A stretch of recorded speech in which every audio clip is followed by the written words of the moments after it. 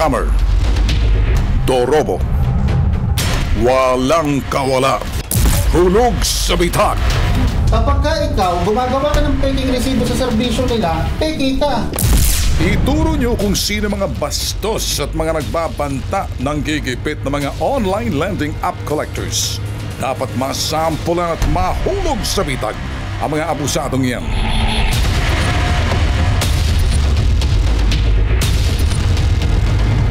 Respetuhin mo siya, amo mo siya eh. Oy, dito mo bilangin sa harapan ng abogado. Ang kakapal na mukha nyo, ang amo ninyo, binabayaran nyo ng 5,000? Hindi kami nakukuha sa drama. Hindi na po pwede yung bolahan, hindi na po pwede yung pangako-pangako. Tapatin mo na lang, huwag mo nang paasahin, huwag mo lokohin.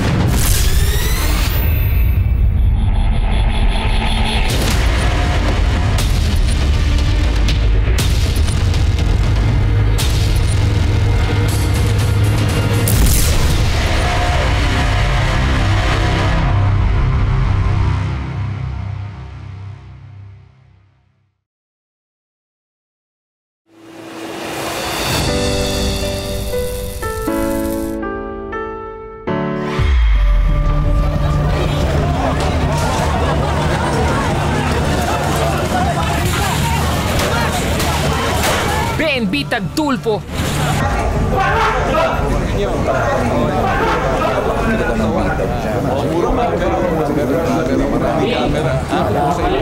Ben Bitag Tulfo. Karamihan gusto namin makita yung pang-aabuso. Na pag may nangyaring masama daw kay JR, ako daw po mananagot. Inabot niya yung pera namin, sir. Magkano nawala? Nawala. Alright, I want a picture of this guy. Thank you, sir. Masaya na ka.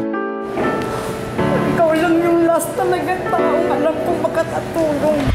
Kung niloko ka, Respetuhin mo siya, amo mo siya eh. pinabayaan ka, inabuso ka,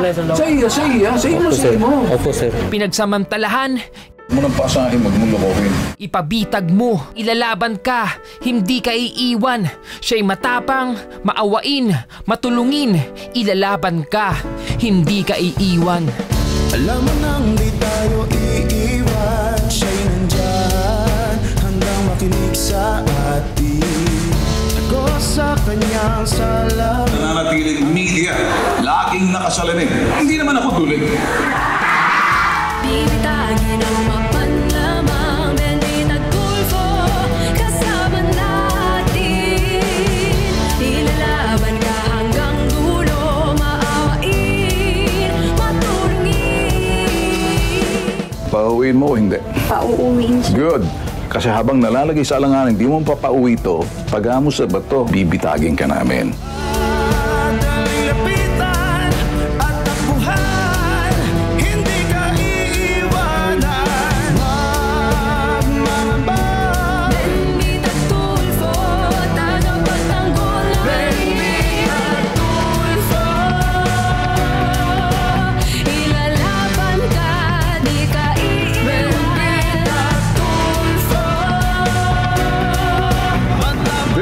This is the root of the problem. Hindi kami harassment dito.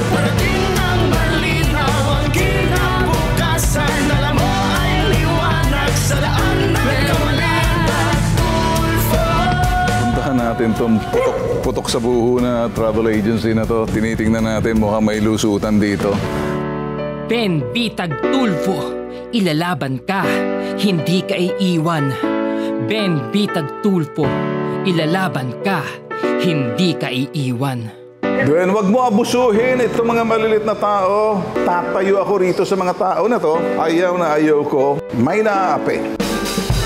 Tututukan, maling sistema, bibitagin ang ugat ng problema. Mataas ka presyo ng pagkain, aalamin at bibitagin. Pantay na serbisyo sa kalusugan, mahirap man di pababayaan. Ang paggaling ng may sakit, di hihinto hanggang makamit. Mga minamaltrato sa trabaho, tutulungan niya kayo.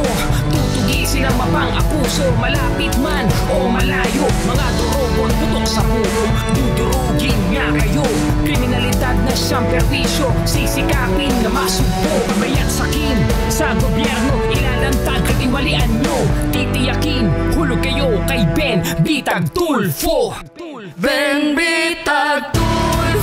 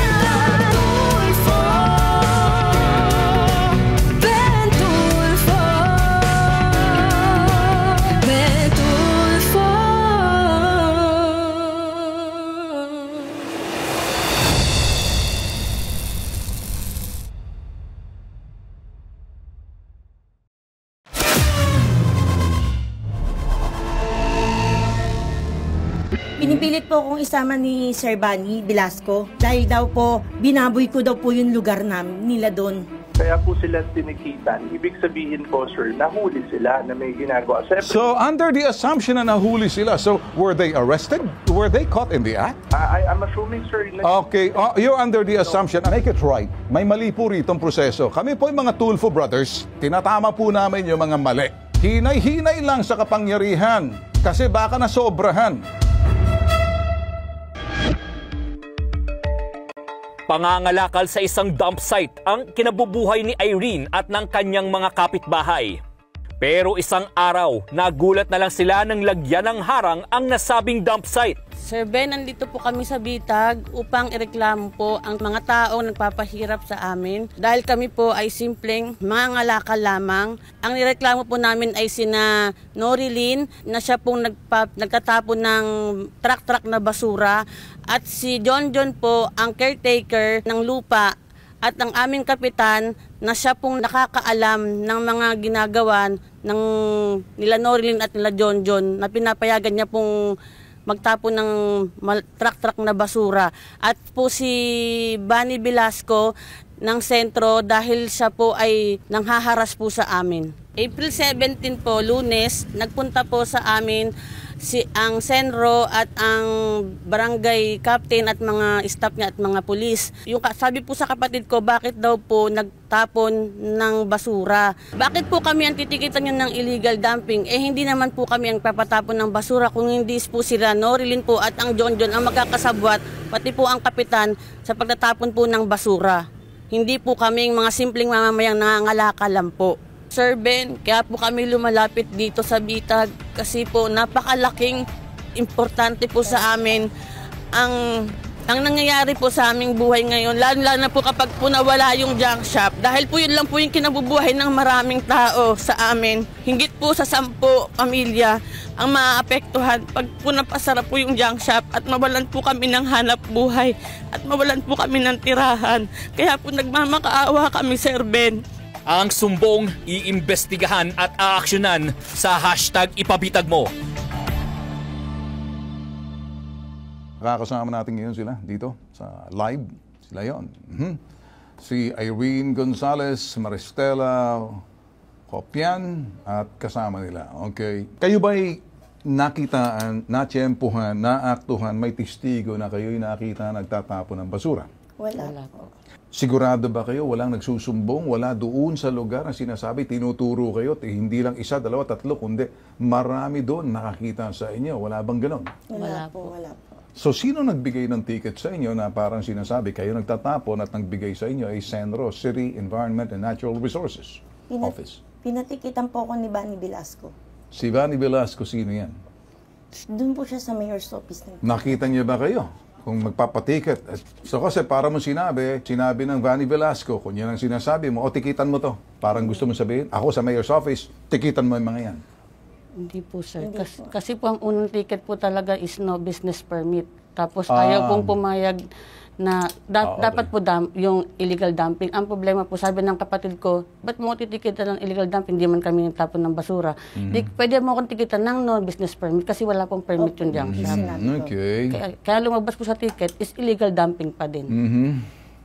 Kaya ang lumalabas dito, tinikitan kayo at ang ticket ninyo, kino-contest nyo ba ngayon? Kaya ba nandito kayo dahil kino-contest nyo? Opo. So parang lumalabas, kayo inaakusahan at walang maibigay na parang nakakahiya nga naman na nasa dump site kayo tapos kinukunan kayo ng business permit. So, ang mas maganda siguro, illegal dumping. Kayo ba'y lumapit sa kapitan para sabihin, Kap, bakit naman to ganito? Alam ba ng kapitan kayo naninirahan doon sa dump site? Opo. Ano sinabi ng kapitan sa inyo? Ayaw po siyang bigyan ng permit. Tapos sabi niya wala siyang pakialam sa amin. Tapos kasama po kayo siya. Kayo ba'y residente sa lugar o malapit sa Kaingin, May Kawayan? Opo, residente po. Or kayo'y, kumbaga, nag-set up lang ng inyong sinasabing maliit na parang, di ko maintindihan kung bahay or opisina or... bahay po. Bahay, doon kayo nakatira? Opo. Gaano kayo katagal nakatira doon? 2 years na po ako. Si Tio po, 15 years po. So 15 years. Ikaw naman, ilang taon ka doon? 2 years po. Ikaw naman? Po. 2 years din po. Siya naman. 7 years. Magandang umaga, Cap Arnel Rivero. Good morning po, sir. Okay, sir. Maraming salamat sa pagnagap niyo po ng tawag namin. Tayo po ay napapanood live ngayon sa IBC TV 13.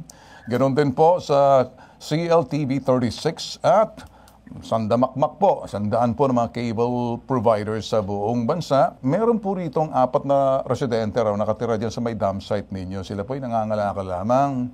Gusto ko lang po malaman kung ito po ay dumaan po sa inyo. Ay, opo sir. Nakarating po kasi sa akin na may nagtatapon ng basura dyan. Naaktuhan po ba yung sino? Sila po ba yung nagtatapon? Hindi po naabutan yung truck pero kababaksak lang po ng basura. Matagal na po kasing problema ng barangay yan. Unang-una po, may junk shop sila dyan na illegal dahil wala naman pong permit. Kasi po, kaya po hindi mabigyan ng permit yan, napakarami pong basura sa paligid nila. Ilang beses na namin kinausap yan, hindi pa rin po sumunod. Ngayon po, hanggang sa pati po ang DNR, pinuntahan na rin po sila, hindi pa rin po sumunod. Hanggang sa nagkaroon po ng mga illegal dumping dito sa Barangay Kaingin ng basura, pinuntahan namin, marami pong basura sa kanilang nasab. Wala naman pong problema kung ganyan po ang sumbong po sa inyo. Salamat naman po sa inyo dahil binigyan nyo kami ng pagkakataon. Pero mas mainam po siguro sir kung makakaharap po at makita nyo po yung lugar. Nakikita po namin, sir, sa video, marami po talagang basura kasi wala pong pagkinagkaiba, dam site po yan. Ano pong gusto nyo sabihin? Lumikas sila? Siguro, sir, dyan sa mga basura na yan, dapat yung syudad mismo, inalaw ba yung dam site na yan? Alam ba ng senro? Yan ay dump site ng syudad. Kung yan po yung dump site yan, dapat lagyan po ng sinasabing bakod na yan ay dump site. Sino po nagtatapon dyan at bakit pinapayagan po magtapon dyan? Inalaw po ba ng syudad dyan? Matagal na pong sarado po itong dump site na to. Okay. So may nagpapapasok, sir? Private property na po kasi po ito Okay. So ngayon, sir, ang property owner ba nagrereklamo? Nire-reklamo silang palayasin sila dyan? Pinalilikas sila? Sir. Ganito po, sir. Ang may-ari po kasi ng property nito, wala po rito sa Kaingin. Ngayon po, meron lang po silang caretaker na nahandito. Alam po ba ng caretaker na sila ay nandyan? Nagrereklamo po sa barangay, nagrereklamo po doon sa sinasabing City Hall na sila ay palikasin na. Ang sinasabi po ng caretaker, hindi niya alam na nagtayo dyan at tumayo sila ng bahay. So in other words, sir, gusto mong sabihin, itong si John Kaningin, alam niya na itong mga ito nandyan sa loob pero hindi nire-report sa may-ari. Parang may sabwatan. Hindi ko po alam, sir. Hindi ko po alam. So, sir, ibig sabihin, kulang po tayo sa investigasyon. Sir, sa akin lang siguro, sir, magpatayo po kayo ng outpost dyan. Sa lahat po ng mga truck na pumapasok, harangin nyo, baka pumasok doon sa dam site. Hindi po ba, sir? May checkpoint ba kayo doon sa papasukan, sa lugar, patungo doon sa basurahan? Yan po sir, meron kami sa araw. Sa gabi po, halos hindi na namin na-monitor pagka sobrang lalim na po ng gabi. Kaya ang suspecting niyo sa gabi sila? Hindi po sila ang sinasabi ko sir. Ang po natin sir ganito. Hindi ko po alam kung ano yung ng sendro. Siguro po sir, yung tungkol po sa ticket, baka sendro po ang makakapagpaliwanag sa inyo. Pinatawag po sa barangay, inimbitahan lahat ng involved dyan sa basurahan. Ngayon po, hindi po sila tumugon, hindi sila pumunta. Ang sinasabi nila, abogado na lang daw. Pinadala ko po ng letter yan, may receiving. Ngayon po, pinapuntahan ko ulit sa tanod ko para imbitahan dahil nandito na po kami sa barangay. Nandito na rin po yung mga residente ko na inimbitahan namin, yung mga involved. Para po kung magtuturoan po, maipagtanggol naman po ng bawat isa kung totoo o hindi, yung pinaparatang. Ang problema po sa kanila, sir, ayaw nilang pumunta. Ano po dahilan? Kap, pasensya na po kasi po, kaya hindi kami pumunta sa inyo noon, hinaras nyo na po kami nung una. Bakit po kami makikipag-usap sa inyo? Hindi naman po kayo naniniwala sa amin. Ang pinapanigan nyo po si Nori at saka si John. At alam nyo po yan, Kapitan, na involved kayo sa mga truck na dump na basura na yan na tinatapon. Sandali. Inaakusahan mo si Kap? Sige po, ma'am. Parang involved po siya dun. Kasi sinori rin po. Sandali muna. Sandali, Kap. Huwag ka magsasalita kapag hindi ka sigurado. Huwag ka mag-aakusa. Ako nga pala, Kap, una sa lahat, salamat ang pagtanggap mo. Medyo aawatin ko po sila, Kap, na pag-aakusa. Okay? Opo, ganyan po kasi sila, sir, makipag-usap. Sige, Kap, naintindihan ko. Kaya nga po, mas mainam po magkakaharap. Sige, Kap, maraming salamat, Kap. Sa linya ng telepono, si Attorney Bernard Domingo, City Legal na may Kawain, Bulacan. Magandang umaga, Attorney Domingo. Good morning, sir. Ano lang po, inform ko, katabi ko rin po si Engineer Ricardo Santa Ana ng Senro, sir. Dumaan po ba sa inyo to, sir, legal, attorney? Yes, sir. Para lang din po sa kaalaman ninyo, yung pong tinuturo nilang kausap nilang caretaker is now under the custody ng PNP dahil kinasuhan po itong mga to dahil nga po dun sa illegal dumping. Actually po, during that time po, mga past mga 12 na po yan, may mga ano pong mga truck po yan intended na magtapon po dyan. Nakapila po sila. May tao po tayo roon, sir, nakapilang truck, may ebidensya po, mayroon pong kumuha, may barangay, may police. Opo. Ito'y, sir, informasyon, raw information, pagkatapos dahil pumasok doon, parang sila na po guilty?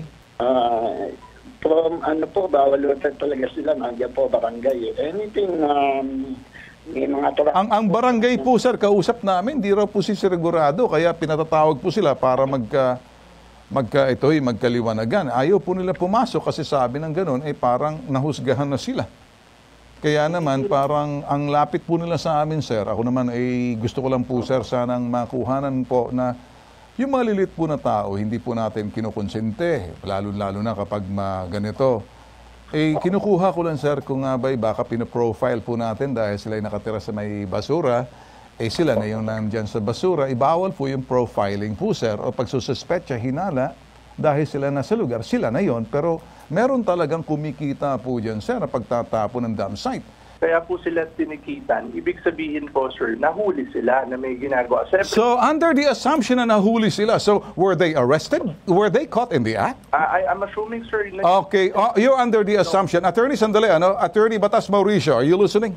Sir, magandang umaga po muli. Magandang umaga, Attorney. Ito, tayo naman, Attorney Batas, kayo'y magiging balanse rito, yung karapatan ng inaakusahan at karapatan ng sinasabi nag-aakusa, matibay na ebidensya. Sige, sir, lumapit sa atin. Wala akong makita na ebidensya. Anong kinakailang patunay gusto natin makita po dito? Kasi parang na-profile po agad sila, sir, Attorney. Magandang umaga po muli. Maraming salamat po sa impormasyong natikitan. Dahil kung natikitan, ibig sabihin, Ginoong po, Kompanyero Attorney Domingo, nahuli in the act of committing a criminal offense. Kasi otherwise, kung hindi po nahuli in the act, abay, ito muna, wala pong batayang legal, yung pong pagtitikit, at wala pong magiging sapat na tatayuan yung kung ano bang usapin ang isasampalaban sa kanila. Yung pong paninikit, patay po sa mga umiiral na lituntunin, isang uri po ng pagtiyak na yung tinitikitan ay nakitang gumagawa ng krimen. Kaya siya binibigyan ng pananagutan sa ilalim ng batas. Sa totoo lang po, pwedeng bahagi ito ng tinatawag nating warrantless arrest. Opo. Pero alam natin na kukonti ang sitwasyon, tatatlo lang. Pangunahin dyan, yung sitwasyon na nakuha, na-aresto o di kaya nakita na aktuhang gumagawa ng krimen. Pero kung hindi po at batay sa assumption, medyo may problema po tayo dyan dahil malalim po yan. Pag-amin yan na hindi po makatwiran o hindi ayon sa batas yung pagkakahuli. Pangalawa, pwede pong magkaroon ng warrantless arrest. Alam po natin ito, Ginoong Domingo, na hindi man nakita o naaktuhan pero may sapat na batayan para sabihin sila ay nakagawa ng krimen. Pagkatapos, yung mga takas na bilanggo. Dito po sa sitwasyong ito, batay po sa sinasabi ninyo na may assumption lamang na sila ay nakalabag ng krimen, kaya sila natikitan ng DNR. baka magkaroon po ng malaking suliranin at malaking issue tungkol po dyan sa paglabag sa kanilang mga karapatan. Medyo na-misquote po ako. Ang sinasabi ko po, wala po ako doon nung hinuli nila yung mga tao. Hinuli? Arrested? So, hinuli po nila. Okay, kung hinuli, sir, ginawa ba yung sinasabing Miranda rights? You're under arrest. You have the right to remain silent. Po, sir, linawin ko po kasi we have to distinguish yung pong operation na kinonduct ng PNP and yung pong pag-i-issue ng ticket ng aming Senado. Sino pong nanghuli yung PNP? Sir, ang dinidiscuss po ninyo, yung mga taong nagreklamo sa Kaya nga, sir, kung nahuli po sila, sino pong mga nahuli roon? Bakit sila po natikitan? Dapat nahuli po sila, tinikitan sila. Pero may nagpapasok po, sir. Hindi ba dapat yung katiwala ang nahuli at saka yung mga truck tinikitan, kinumpis ka dahil dumping of garbage? Opo, sir. Yung pong i-limit lang po natin yung mga taong nagreklamo dun sa tanggapan ninyo, sir. Sila po yung natikitan. Yes, sir. Na-arresto po ba sila? Sir, ang nag-ticket po kasi ang sentro. Nandun ba yung sentro ng operations ng gabi? Ano po yun, may mga pulis na po na pumunta sa amin. Natutulog po ako sa bahay. Natutulog ka sa Hapon bahay? po nangyari yun. Pinipilit po akong isama ni Sir Bani Velasco. Dahil daw po, binaboy ko daw po yung lugar nila doon. Tapos sabi ko po... Natutulog ka? Opo. Nung natutulog ka, ginising ka? Inanap po yung may-ari ng junk shop. Okay, nakita ka? Opo, lumabas po ako. Pagkatapos, inaresto ka? Gusto po akong isama. Isama ka lang, pero hindi ka sinasabing inaaresto ka namin? Iniimbitahan daw po nila ako dun sa presinto. Sabi ko, bakit po ako iimbitahan? Ano pong kasalanan ko? Tapos, ang sabi po niya, binaboy ko yung lugar. Sino may sabi niyan sa'yo? Si Sir Bani po, Velasco. Sinong Bani Velasco may sabi niyan? Opo. Siya mismo nandoon? Opo. Anong ginawa ng mga polis na sinasama ka? Pagkatapos, wala ka namang... Hindi po ako sumama. Anong sinabi ng mga polis? Wala po. Di naman po sila umimik. Nakatitig lang po sila Hindi sa akin. naman umimik ang mga polis. Sila nandoon lang to secure the area. Attorney Batas, ano nakikita mo? Meron bang nilabag na karapatan dito, attorney? Meron po, malaki po yung karapatan po ng mga tao laban sa mga ganyang unreasonable accosting by the authorities. Pagka po ganyang pinatikitan at pinapaimbitahan pa sa presinto. Hindi naman sa presinto. Iniimbitahan kayo sa munisipyo. Sa presinto. Anong sinabi ng polis? Hindi naman Hindi po siya umiimik. Yung Sir Bani lang po. Hindi umiimik yung mga polis. They're not no talkish. Okay, unahin po natin yung pag-imbita sa munisipyo. Yan po ay maliwanag na sakop na nung sinasabi nating Republic Act 7438. Pagka nag-imbita ang sino man sa isang tao para usigin o imbestigahan o tanungin sa anumang krimen, yan po ay maliwanag na kailangan na yung binabanggit nyo kanina, basahan ng kanyang mga karapatan sa ilalim ng saligang batas, yung Miranda rights. Pangalawa, kailangan po bigyan ng kandila ng abogado yung mga taong kanilang dinadala sa munisipyo. Pangatlo, kung wala pong ginawa yung pulis, at pagkatapos, hindi naman nakakakita ng anumang krimen na nagawa yung pulis. Sabi, teka muna, mukha yatang may problema din ang pulis dito. Bakit po ganon? Sabi, lilitaw po, hindi siya gumanap sa kanyang tungkulin o magsigilan.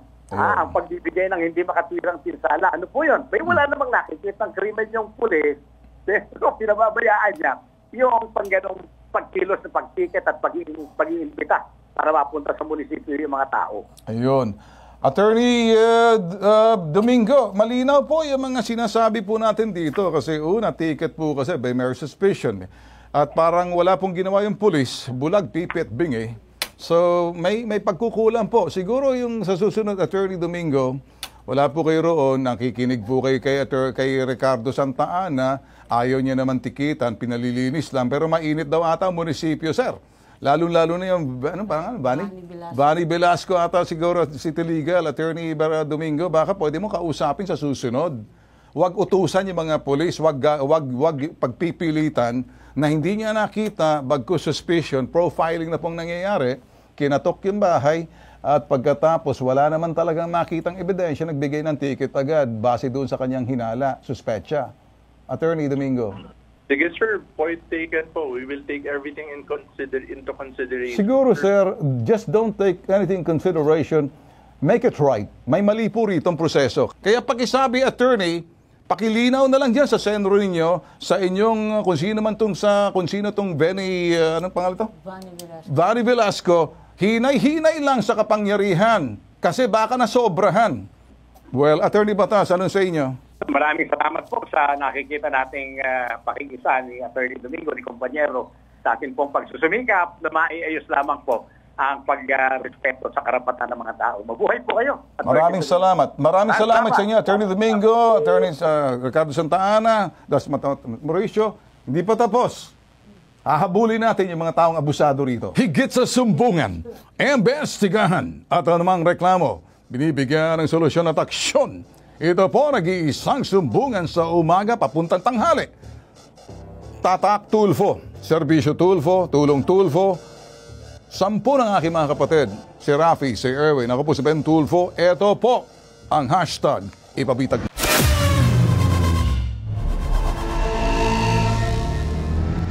Ang programang ito ay hatid sa inyo ng hashtag Ipabitag Mo Community Service Partners. Hotel Sogo, so clean, so good. Orich International Traders Incorporated, your Filipino food and beverage company. Max Cafe, taste the maximum amount of caffeine. Tinapayan Festival, ang tinapay ng Maynila. Pingping's Lechon, handang pingping yan. Mapicon Pest Control, providing dependable pest control solutions. BCC Project Managers Incorporated. Rear Wonders Travel and Tours, a signature of excellence in travels. PAGCOR, Advocates for Responsible Gaming. PCSO, hindi umuurong sa pagtulong. CLTV 36.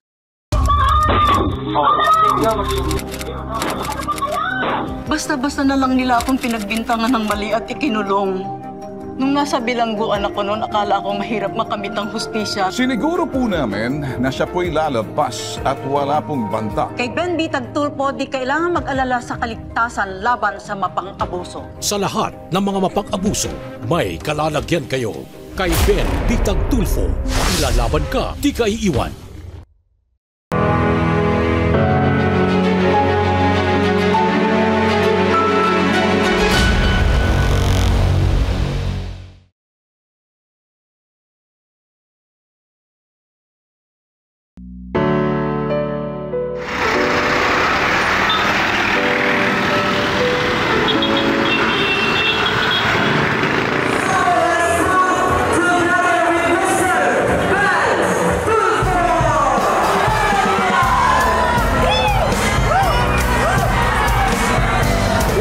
Community to be vigilant in terms of looking around. We have to teach the community to see what's going on. Rehabilitation is the effect of the problem, which hand in hand, do not forget the operational aspect of how these drug problems must be solved. Prosecute those who are behind them. Rehabilitate the victims. In totality, both sides, law enforcement and rehabilitation must go hand in hand. Walang puwang sa sino man sa ating lipunan yung abusado, mapagsamantala, manluloko, pabaya. Wala kaming pake kung sino ka. Basta't alam namin, tama yan. Ito yung nasa batas, pero nilalabag mo yung batas. Gumalapit sa amin, mga totoong tao. Totoong hamon, sa totoong lipunan, sa kanilang ginagalawan. Hindi kami gawa-gawa. Tuloy kong gagawin yung ginagawa ko bilang isang tagapagtanggol. Doon sa mga taong walang kalaban-laban, ilalaban namin, hindi namin iiwan.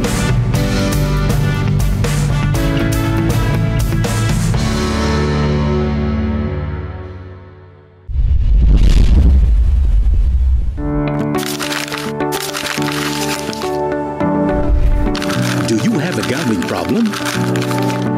To know more about PAGCOR's Responsible Gaming Program, including its Player Exclusion Program, visit www.pagcor.ph/regulatory/responsible.ph.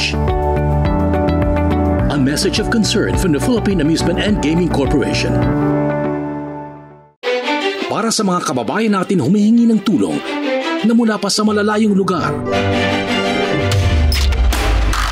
partner ng hashtag Ipabitag Mo ang Hotel Sogo.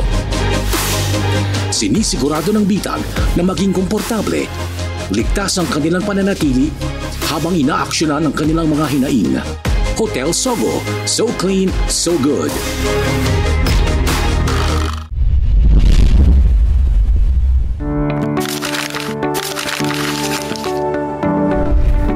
Do you have a gambling problem?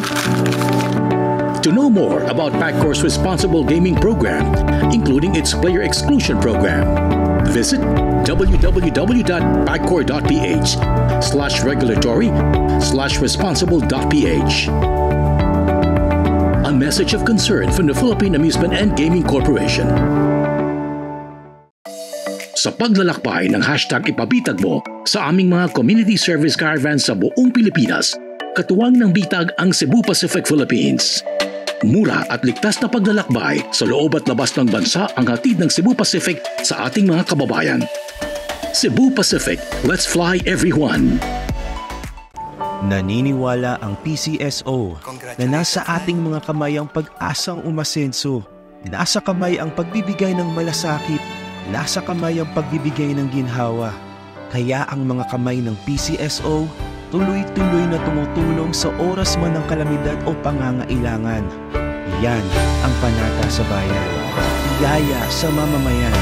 Dahil ang PCSO di umuurong sa pagtulong.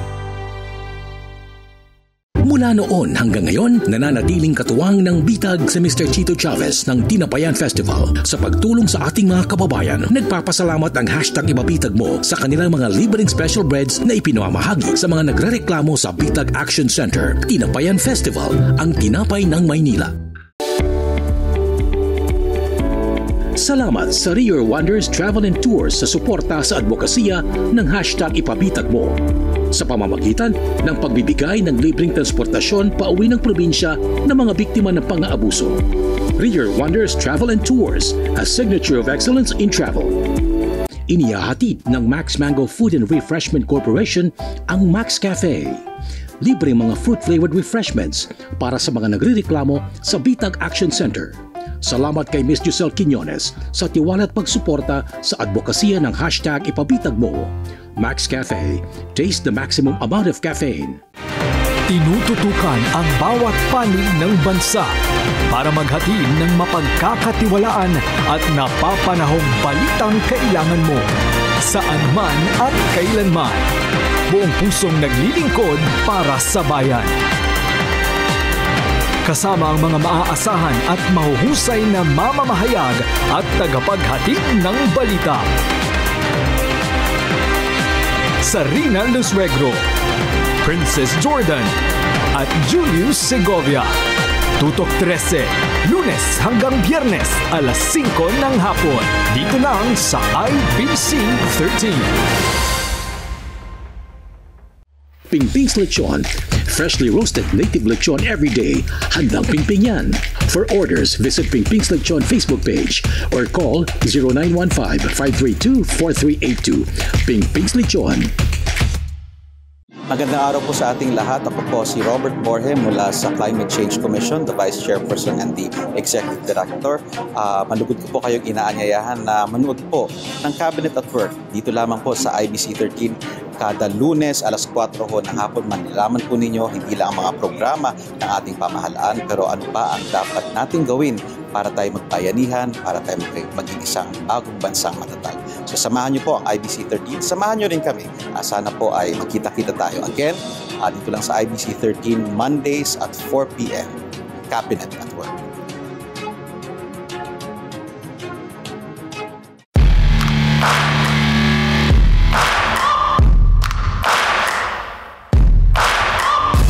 Rain or shine, be active, stay hydrated with Blue Hydra, a refreshing powder drink mix made with malunggay and calamansi extract, fortified with vitamins A, C, and zinc. This is your active lifestyle power drink, Blue Hydra. Available at selected SM supermarkets, hypermarket, and Save More nationwide.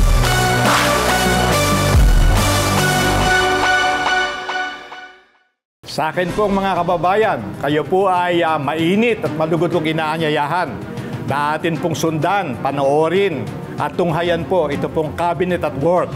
Ito po ay ating mapapanood alas 4 ng hapon tuwing Lunes. Tuwing Lunes po, tandaan nyo. At ito po ay nasa IBC 13.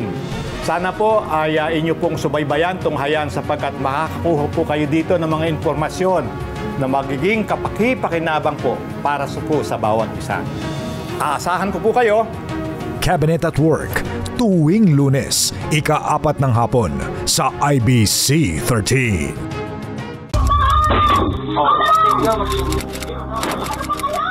Basta-basta na lang nila akong pinagbintangan ng mali at ikinulong.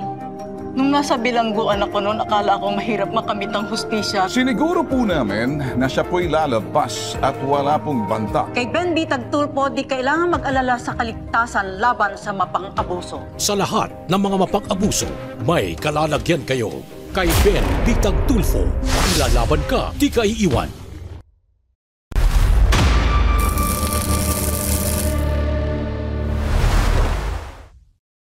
Magandang umaga, Luzon, Visayas at Mindanao sa lahat ng mga viewers natin sa IBC TV 13 at sa mga social media platforms natin. Ako po si Carl Tulfo, kasama ko ngayon si Bitag Dean at Bitag Kate. Paalala po na ngayong holiday season ay pansamantalang sarado ang Bitag Action Center. Maaari niyo pong bisitahin ang aming official Facebook pages para sa schedule ng muling pagbubukas ng Bitag Action Center. At para naman po sa inyong mga reklamo at sumbong, maaari niyo po itong ipadala sa aming mga official Facebook page at sa aming official email address na naka-flash po ngayon sa screen. Kaya naman ngayon, diretso na tayo sa sumbungan ngayong araw. Ano man problema, reklamo, sumbong, bibigyan na agaran aksyon na solusyon na nag-iisang pambansang sumbungan sa ngalan ni Ben Bitag Tulfo. Ito ang hashtag, ipabitag mo. Ngayon sa pambansang sumbungan ni Ben Tulfo, hashtag, ipabitag mo. Lumapit po ako sa Bitag para po ireklamo ko po yung gasoline station po sa Cubao na aking pinagtatrabahuan. Dahil po sa below minimum wage po yung pasahod po, suspended po ako at pinagbintangan po ako na gumamit po ng ipinagbabawal na gamot. Pala yung mga empleyado ni Sibinimi, pumunta po kami dito sa Bitag para ireklamo po yung company namin dahil 7 months na po kami walang sahod. Ako po ay isang security guard ng Northern Star Security Agency. Ang problema kasi ng agency, nabibigay sila ng sahod na wala man lang pislit na binibigay. At gusto ko na rin umalis sa agency neto. Ang lahat ng yan, iimbestigahan at aaksyonan sa hashtag ipabitag mo. Ngayon naman sa una nating sumbong ngayong araw, merong isang gasoline boy na nasuspende umano sa trabaho. Paano ba naman hindi daw pumasok dahil daw sa hangover? Isang pump attendant ng isang gasoline station sa Quezon City ang naharap ngayon sa isang mabigat na akusasyon. Ang kanyang kumpanya kasi, pinagbintangan daw siyang gumagamit ng illegal na gamot. Ito raw ang naging basihan ng kumpanya para suspendihin siya sa trabaho. Pero ang gasolinahan wala naman daw matibay na ebidensya upang patunayan ang kanilang paratang. Reklamo ng pobreng gasoline boy, hindi naman daw talaga siya gumagamit ng illegal na gamot o pinagbabawal na gamot. Pero aminado raw siya na minsang hindi siya makapag-duty dahil daw may hangover siya. Kaya naman ngayon, para sa ibang detalye ng sumbong na ito, paano rin? Lumapit po ako sa Bitag kay Sir Ben Tulfo para po ireklamo ko po yung gasoline station po sa Cubao na aking pinagtatrabahuan. Dahil po sa below minimum wage po yung pasahod po. At nitong December 1 lang po, suspended po ako. Dahil po sa ako ay may hangover. At pinagbintangan po ako na gumamit po ng ipinagbabawal na gamot. Sana po maging patas po kayo kasi patas din po kami nagtatrabaho eh. Maayos din po kami nagtatrabaho sa inyo. Eh di po maiwasan po talaga na sasama po yung loob namin. Franchiser po namin na si Roselito de la Torre. Sana po sir ay maging patas po kayo at ibigay niyo po yung dapat po para sa amin po. Sa tamang pasahod po sana at huwag niyo po akong pagbintangan na gumagamit po ng ipinagbabawal na gamot. Sir Ben, Sir Carl, sana po ay matulungan niyo po ako sa aking problema po na makuha po yung dapat po para sa akin po kay Sir Celito de la Torre po na sa aking pinagtatrabahoan po, sa aking boss po. Ang sumbong, iimbestigahan at aaksyonan sa hashtag ipabitag mo.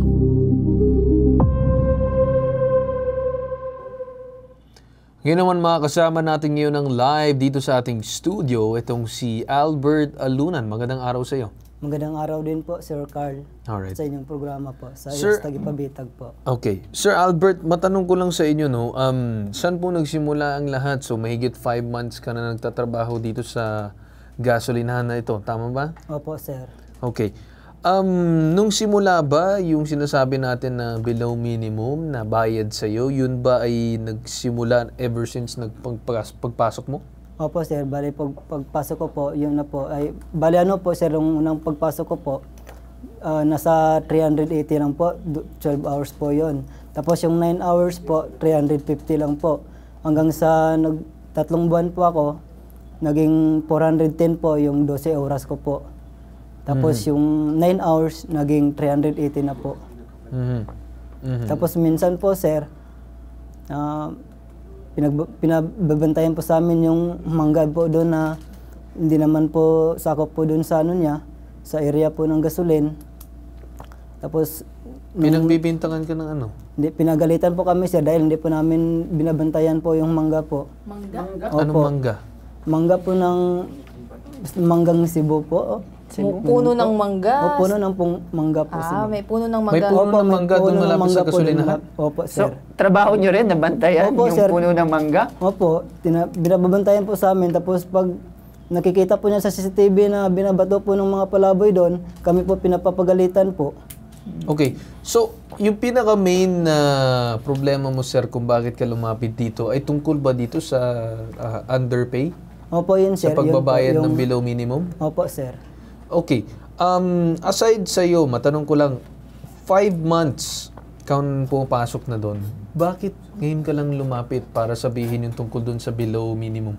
Kasi hindi ko na po kinaya, sir, eh. Kaya lumapit na lang po ako sa inyo. Hindi na po ako nagdadalawang isip po na lumapit po sa inyo po. Okay. Sa hashtag Ipabitag po. Okay. Pero paano naman, matanong ko lang doon sa parte, I think nabalitaan ko din na yung nabasa ko kanina na hangover. Ano nangyari doon? Opo, sir. Totoo po yun, sir. Bale, ito po yung nangyari.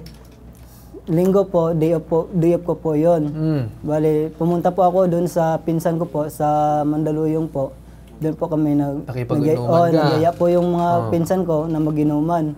Pero hanggang ginuman lang naman po, sir. Wala pong nangyari po na pinagbabawal na gamot na ginagamit namin. Wala po, sir. Hindi po yung totoo, sir. So, dahil doon inom-inom ka, siguro napadami ka ba? Napadami, hindi mo naman namalayan. Nalasing ka ba? Nalasing din po ako, sir. Kaya so, nalasing ka ng linggo, nung Lunes, hangover ka, hirap ka gumising, kaya hindi ka nakapasok sa trabaho. Opo, sir. Opo, inamin ko po yun, sir. Okay. Nakapagpaalam ka ba? Kasi importante rin yun. Sige. Hindi po ako nakapagpaalam sa kanila po, ma'am. So, hindi ka nakapagpaalam. So, anong naging pag-uusap niyo doon ng inyong amo dahil doon sa pangyayari na umano na ikaw ay nalasing pala at hindi ka nakapasok? Bali, yun lang po, sir. Yung anong ginawa sa'yo? Binigyan po ako ng memo po na suspended po ako dahil po sa may hangover po at saka gumagamit po daw ng ipinagbabawal na gamot ng time na yun. Doon sa parte ng ipinagbabawal na gamot, meron ba silang ebidensya na pinangahawakan? Wala po, sir. Paano na-brought up yun? Bakit biglang lumabas na ikaw ay naakusahan? Kung alak naman yung pinag-uusapan or inuman yung pinag-uusapan dito, yun na naman yung pinag-uusapan. Bakit humantong doon sa punto na sinasabi na inaakusahan ka na affiliated ka doon sa paggagamit ng gano'n na bagay? Bali, ito po yun nangyari. Bali, ito po yun, sir. Yung kasama ko po dati po na medyo matagal-tagal na po doon, siguro mga 10 taon po ata. Tapos, sinibak po siya ni sir po sa trabaho po. Dahil po sa gumagamit po ng pinagbabawal na gamot. Okay. Paano umabot sa punto na ikaw, yung pangalan mo, nasangkot doon sa paggagamit ng pinagbabawal na gamot? Dahil po doon, sir, sa sa mga nakikita po na sa CCTV na may mga rider po daw na lumalapit sa akin, yung mga kaibigan ko lang po yun, nakakikilala ko lang po yun doon po, mismo po. So mga kakilala mo lang ang mga rider. Opo, So sir. kung kakilala mo lang, nakikipagkwentuhan ka, bakit sinabi nila na gumagamit ka daw? Unless nakita kayo sa CCTV talaga, di ba? Nga po, sir. Yun po yung di ko po Meron alam, ba? sir. Kasi itatanong na, kailangan naming itanong, meron bang CCTV na nakitang gumagamit ka nga? Wala po, sir. Wala po, ma'am. Wala po. Okay. So bakit nagtaka ka ba na doon sinabi mo na suspend ka, nabigyan ka ng memong nakalagay doon, di ka pumasok dahil sa hangover, plus illegal use of drugs, tama? Opo, ma'am. O Bali, yun lang po yung reason nila. Dahil kahina-hinala ka? Kasi hindi po ako nakapasok po nung Lunes. Yun, So bali, yun lang po yung yung reason po nila. So isang dahilan dahil di ka nakapasok ng Lunes, and then sinasabi nila na hindi lang daw doon sa pag-iinom, kundi paggagamit ng pinagbabawal na gamot. Tama ba? Opo, sir. Okay. At sinubukan mo ba mag-explain naman ng tungkol sa side mo doon sa inyong... may HR ba kayo? HR, parang yung mga parang operations manager or head ng mga sir, tao. meron po, sir, manager po. Okay. Sinubukan mo ba sabihin sa manager, sir, hindi naman po totoo yung nangyari na yun, na ako lang ay nag-inom lang talaga, wala namang ganun. Hindi na po ako nakapagsalita sa kanila, sir, kasi pag nagsalita ka po, hindi ka naman po pinapakinggan po, sir. Anong naramdaman mo nung inakasuhan ka ng ganun? Kasi sa hangover, aminado ka. Pero yung sa illegal use of drugs... Natakot po ako, ma'am. Bakit? Kaya po, napagbintangan po ako na gumagamit po. Ang time po na yun. Pero ang tanong sa'yo ni Sir Carl, nagbigyan ka ba ng pagkakataon na mag-explain? Hindi po nila ako pina-explain po, ma'am. Kasi dapat magkakaroon ng official na investigation dyan, na kung saan, for example, iuupo ka, kakusapin ka ng HR, sasabihin, Sir, ito po yung nangyari, ito po yung ginawa ninyo, clear ba sa inyo yan, ano bang magiging panig mo? So, kukunan ka ng written statement tungkol doon sa akusasyon. Then, saka sila mag-iimbestiga, then magka-come up sila doon sa final result kung ano ba talaga ang nangyari base sa kanilang investigasyon. Meron ba ganong klaseng pag-uusap? Wala po, sir. Ilang araw yung suspension mo? Bale, nung kahapon lang po, ma'am, Martes po. So, isang araw lang? Opo, yun lang po. So, tas pinapabalik ka ulit sa trabaho? ngayong Okay, pero kasi nasa record, mahirap naman yun, no, Sir Carl. Hindi na nasa record niya, nasuspend ka dahil sa illegal use of drugs na hindi nga na pag-uusapan ng maayos. Paulit-ulit kami, ha? Kailangan namin kasing malaman talaga. Tinanong ka ba or talagang nabigyan ka bang pagkakataon na patunayan yung sarili mo dun sa inaakusahan nga nila? Wala po, ma'am. Hindi po. Okay, sure ka dyan, ha? Kasi makakausap natin mamaya yung, siguro isa to sa mga boss mo o kung sino man from your company, makakausap natin. So ngayon pa lang, sabihin mo na sa amin para alam namin kung paano ka namin matatayuan. Bali, doon po sa mismo na binigay na memo po nila, ma'am, pinagtatrabawan ko po. Sinagot ko po yun.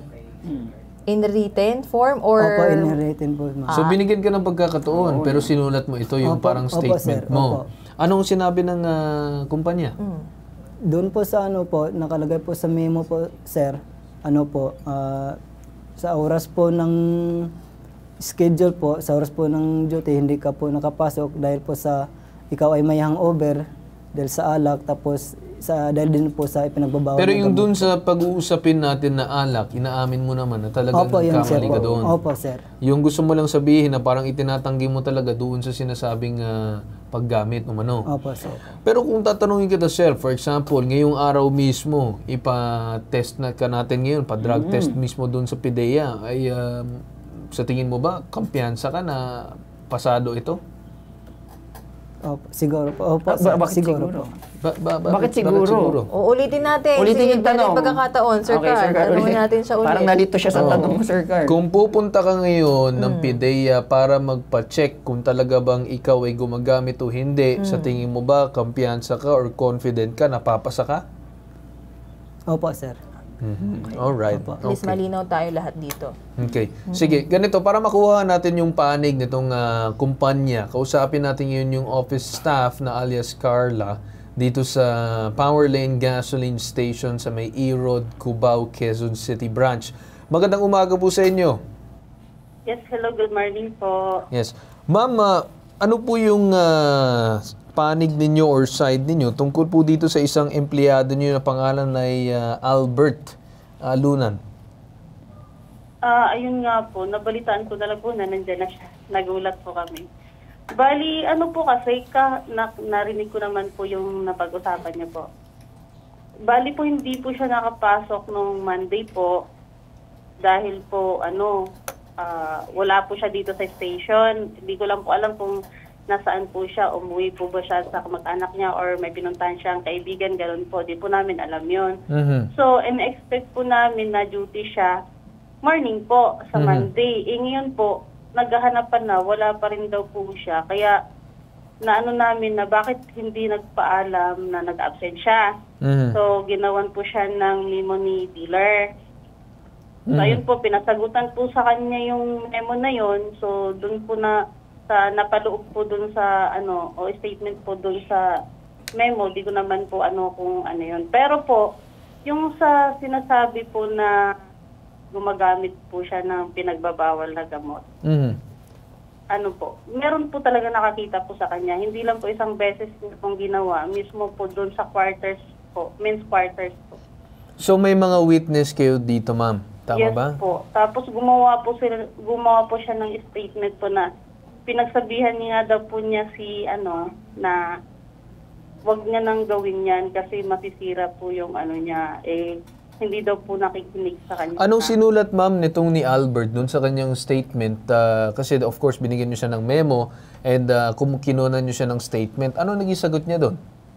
Ayun po, umamin po siya doon sa statement niya po na gumamit po siya. Banggitin ko pa ba kung kailan yung last niyang Umamin siya sa statement? Opo. Tapos willing daw po siyang magpa-drug test. Sinabihan nga po siya ni dealer na kahit ako na yung gumastos kung talaga. Kasi mga tawag nito, marami na pong nag-complain sa kanya. So, doon po sa memo na yun, ginamit na lang din po yung ni dealer yung memo na yun para ma-actionan po yung mga reklamo din po ng mga kasama niya. Teka lang Ma'am Carla, si Dinto, co-host ni Sir Carl, kung umamin siya sa statement na gumagamit siya umano ng illegal na gamot, bakit nagbo-volunteer pa siya na magpa-drug test? Parang medyo confusing yung logic doon. Di ba nga? Kasi kung sakali lang kung i-deny niya yun yung sasabihin niya, kahit ipa-drug test niyo pa ako. Di ba? Ito nga, umamin na. Bakit nagbo-volunteer pa siya na magpa-drug test kung umamin naman? Yun dun sa statement na yun. Parang ang gulo, Ano na lang po. Pero yan ba, nakadokumento yan? I mean, nakasulat yan sa isang papel na may pag-amin? Yes po. Opo. Oo. Okay. So, sige ma'am. Okay, for that part naman, alright, napag-usapan natin. Sige, matanong muna namin dun sa parte, I think na bring up ni Sir, which is doon sa sinasabing pagbayad nyo sa mga tao ninyo tungkol dun sa sahod. I think that's one of the issues that should be discussed also as well. So, ma'am, anong mga sinasabi ni Sir na may 380 for 9 hours, tapos 380, 12 hours, 410, 12 hours? Ma'am, pasok ba sa ating standard yan ang minimum wage? Bali kasi kami dito, sir, minimum naman po kami. Minimum pa nga kami dito sa office po Pero po, kasi sila po, bago po sila pumasok, sinabihan po namin na wala pa naman po siyang 6 months po. Under observation pa lang po sila. Pero after po kasi nun, sir, yes, ma'am, I do understand na under observation siya. Pero the fact na under observation, the person should be given at least minimum para makapagtrabaho ng maayos. Di ba po ba? Oo, and the fact na nagtatrabaho siya ng 9 hours saka 12 hours, di ba? Ang lang is 8 hours, di ba, sa labor. Ang trabaho niya raw, 9 hours, tapos 12 hours, under minimum, 380 pesos, saka 410 pag 12 hours. So, paano under observation pa? Ang alam ko po na pag-usapan na po nila ni dealer yan kahapon po, yung about sa ganyan po. Yun nga po, sinaano po siya kasi dapat po na siya 6 months na po siya by this month. Kaya po, po siya na magiging regular na po talaga siya. Kasi apprentice pa lang naman. Yes, I do understand, ma'am, dun sa part na apprentice and regular. Pero 410, 380 lang ang bayad. Di ba po ba, ma'am, 645 dapat? Or 600 plus? Ang ating minimum dito sa mismong NCR? Sa sahod po, hindi ko po siya masasagot talaga. Kasi meron naman po may handle po nung sa namin. Hindi din po kasi ako yung may Pero dito po, minimum po kami. Okay. Paano niyo, ma'am, nasabi kung mismong siya may reklamo din? I think may mga payslip din siya pinapakita kanina na umano ay 300 plus 350 or something like that. pero 645 ang minimum natin sa NCR. Basta po, yun na lang po yung ano ko po. Hindi ko po siya maano po. Sige, Carla, ganito na lang. Ano naman ang sinabi ng mga boss mo dyan sa status ni Albert? Kasi medyo komplikado eh. Bukod dun sa issue natin sa pasahod, may mga ibang issue ng violations eh. Anong stand ng company? As of today, kasi sabi mo, hinahanap niyo siya. Tawag dito na terminate po siya per suspended po siya 1 day. Okay. Ngayon po, kahapon nag-usap sila ni dealer, tinanong siya, tapos kung... Wait lang, pag sinabi mong dealer, sino yon? Amo ba yun? Boss yun? Baka sinong Yes dealer? po. Kasi Yes. may... Careful tayo sa words kasi may involvement of drugs na issue. So pag sinabi mong kinausap siyang dealer, iba, para sa akin, iba yun. So anong dealer? What do you mean dealer? Amo po namin yun. Amo. Okay, yun na lang. Si boss na lang para hindi, wag na tayong umano ng ibang words pa. So, anong sabi ng boss ninyo, Carla? Ayun po, inano siya kung magbabago daw po ba siya, bibigyan po siya ng chance. Ayun po, sinabi niya po na... Pero ma'am, pina-undergo niyo ba siya ng sinasabing drug test para malaman ba talaga kung siya ay isang tao na gumagamit? Yes po, sinabi niya po yun sa... No. Has she undergone the said drug test? Nakukunan siya ng either hair follicle or urine para matest talaga kung siya ay gumagamit. Di ba mas maganda, ma'am, na magkaroon ng sinasabing ebidensya, hard evidence coming from him na specimen na nanggaling sa kanya na talaga siya ay gumagamit. Kung ganun, ma'am, then wala naman pong problema sa amin kung ano po magiging desisyon ng inyong kumpanya, kung bibigyan nyo ng pagkakataon magbago kung sakaling mapatunayan talaga na meron siyang sinasabing umanong paggamit. Kasi baka ma'am, it could be in these cases, I'm not saying na possible siya, baka mamaya na pressure or whatever is. So, mas maganda ma'am na meron tayong matibay na ebidensya na talagang merong accreditation or testing na talagang positive na gumagamit siya. Pero if wala ma'am, then it would be best to say that this is all possible hearsay or allegations that still have to be proven, ma'am. Kasi very sensitive topic po ito. I think it should be a sensitive matter po na dapat ma-discuss po ng maayos sa ating employee. Di ba po ba, ma'am? Yes po, naintindihan ko. So ano po, ma'am, ang magagawa ng inyong kumpanya sa ngayon? Sorry po. Ang sabi po kasi ni boss po na willing ka bang magpa-drug test kahit siya na lang daw yung gumastos. Okay na, ma'am. Naintindihan ko yun. Nag-usap. Pero ang tanong, nagkaroon ba ng test? Wala pa po. Wala pa. Yun ang ibig kong sabihin, ma'am. Bago tayo mag-accuse para matibayan kahit man may mga witness dyan, malay natin ginagawa ng mga istorya, ang gusto lang natin magkaroon ng mismong pagtetest sa kanya. Mas maganda pa nga yung hair follicle test dahil alam ko 60 days yan hindi nawawala kung ever since sa huling paggamit. So matagal-tagal yun. Talagang malalaman kung siya ay gumagamit or hindi. So whether gumamit siya or hindi, it should be proven. Yun ang number one point namin dito, ma'am. Huwag tayo basta-basta magtuturo po ng isang bagay na hindi po basta-basta natin masasabi kung talagang totoo or hindi. Kasi naman, ma'am, para sa amin, hindi naman po kami nagdedepensa sa mga taong gumagamit. No? Ang gusto lang namin, may tamang batayan, may tamang pagpatunay para hindi po madawit ang mga pangalan ng mga tao na, for example, what if inosente ang tao, ginagawa lang siya na storya, and many other things that could possibly happen na hindi natin alam. Kaya mas maganda, ma'am, that we take precaution and everything in terms of this case. Alright po, ma'am? Yes po, yes. Pero siguro po ganito po, para pare-parehas tayong maliwanagan on the legal basis or legal aspect of this, consult natin ngayon si Attorney Batas Mauricio na sa kabilang linya para makausap natin tungkol sa reklamo na to. Magandang umaga po, Attorney Batas. Magandang umaga po, Ginoong Carl Tulfo. Magandang umaga po sa sambayan ng nasa ipapitag mo ni Ben Tulfo. Masalimuot nga po yan at ako po ay 100% copying. Kasi binabanggit ninyo na magdahan-dahan lalo na ang mga employer sa pag-aakusa sa mga manggagawa. Kasi po lilitaw dyan, Ginoong Carl Tulfo, kaya may mga ganyang akusasyon, lalo na ng isang seryosong akusasyon tungkol sa paggamit ng illegal na droga, hindi na lamang po nakakatigil ito sa proper employment ng isang manggagawa, kundi nakakasira na ng buong pagkatao. So, kailangan po talaga magdahan-dahan at nakikita po natin maraming mga employers ang kung ano-ano ang iniaakusa sa mga kawawang manggagawa pagka nag-umpisang magtanong ang mga manggagawa sa kanilang mga karapatan. Ikalawa, ang punto po dyan, krimen ang hindi pagbabayad ng tamang sahod sa isang manggagawa.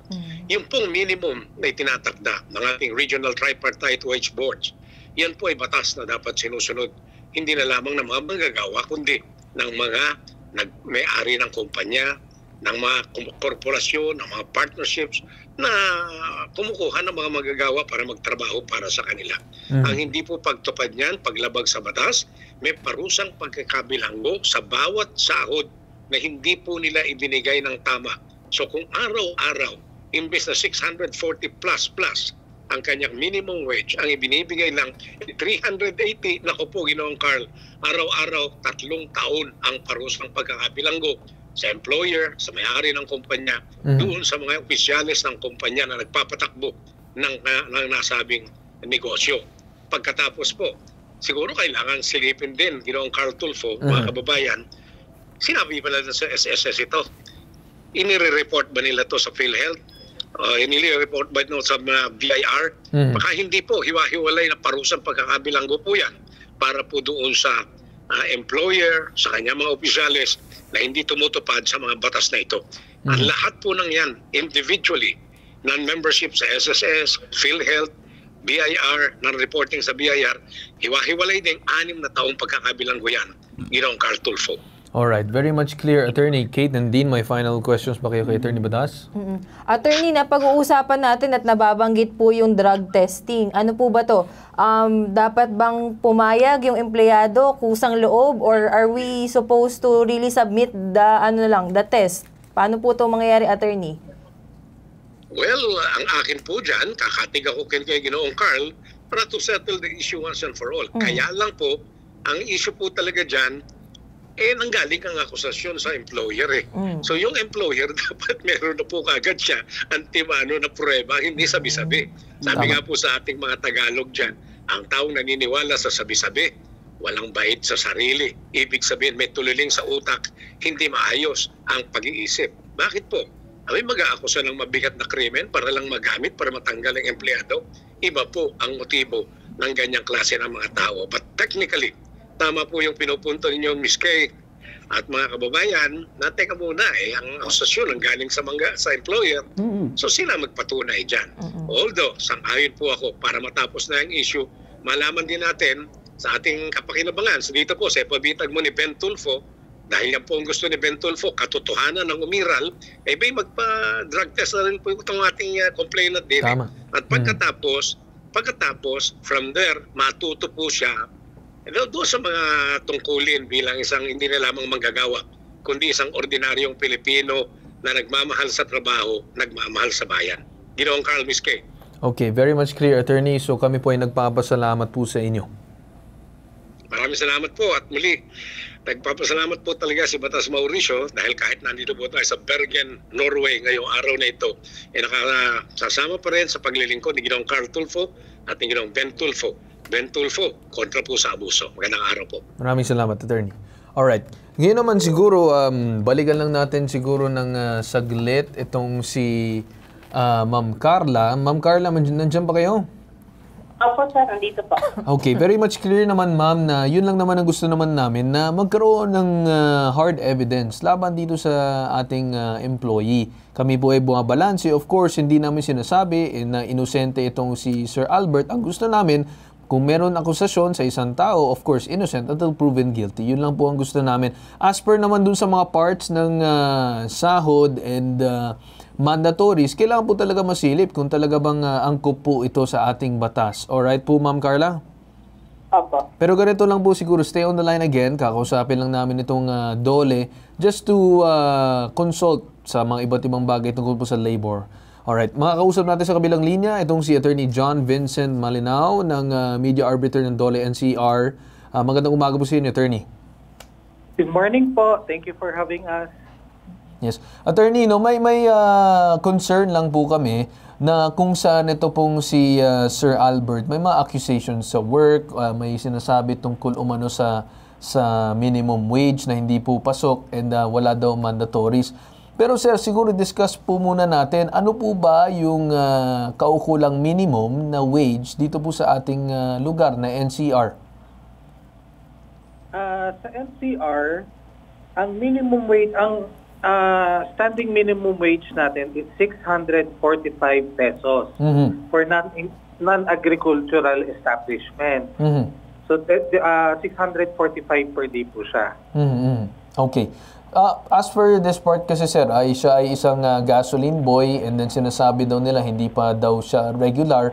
Ano ba sir yung mga patakaran na kahit hindi pa regular, I think dapat bigyan na siya ng sinasabing minimum wage. Tama po ba? Under the law, allowed naman po magbigay ng lower, below minimum wage. Pero these are learners and yung mga pang-learners na employees po. Ang probationary employees po, entitled po sila kagad sa minimum wage. Yes, kasi ang nangyayari kasi dito sir, I think they're provisionary, na kung saan sila ay parang tinitrain or something like that, or parang under probation pa sila, bago pagdating ng 6 months sila ipapasok na as regular. Parang ganun po ang kanilang state po dun sa kumpanya. Well, I have to disagree because when we speak of trainees or learners, kailangan special skills po yung pinag-uusapan natin dito. And in my opinion, a gasoline attendant does not require special skills as to put them to be considered them as learners or trainees. Okay. So they're considered as learners, yes, okay. Sige sir, go ahead. So I don't think na papasok yung concept na yun as to para mabigyan sila ng salary that is below minimum wage. Okay, Kate. Attorney John, can we have certain scenarios po dito sa case ni Sir Albert? I'm sure narinig niyo po na bukod dun sa below minimum na problema, may mga accusations po, sensitive accusations against him.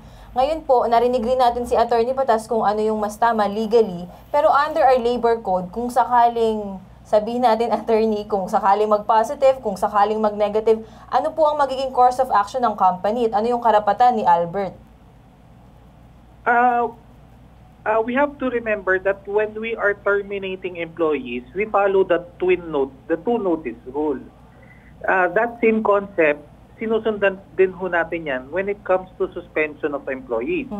Meaning, papadalan ho natin ng notice yung empleyado na ito yung na-violate niya and based ito sa mga nalikom namin na ebidensya, ito yung naging violation mo. And then, bibigyan ho natin an opportunity yung empleyado na sumagot to refute the findings of the company. And if the company finds it reasonable na meron talagang violation, then he sends the second notice and including nandun na yung penalty to be imposed. In this case, so, since it is the company that is accusing that the employee was under the influence of drugs, then the burden of proof rests on the company to prove na meron talagang drug use na ginawa yung empleyado. To subject him to mandatory drug testing, pwede naman ho, under the Comprehensive Dangerous Drugs Act, inaalaw naman yung company to conduct random testing. However, the results of the random drug testing cannot be used to impose administrative penalties against the employees. Pwede ho dyan, itutulungan ng company yung mga employees to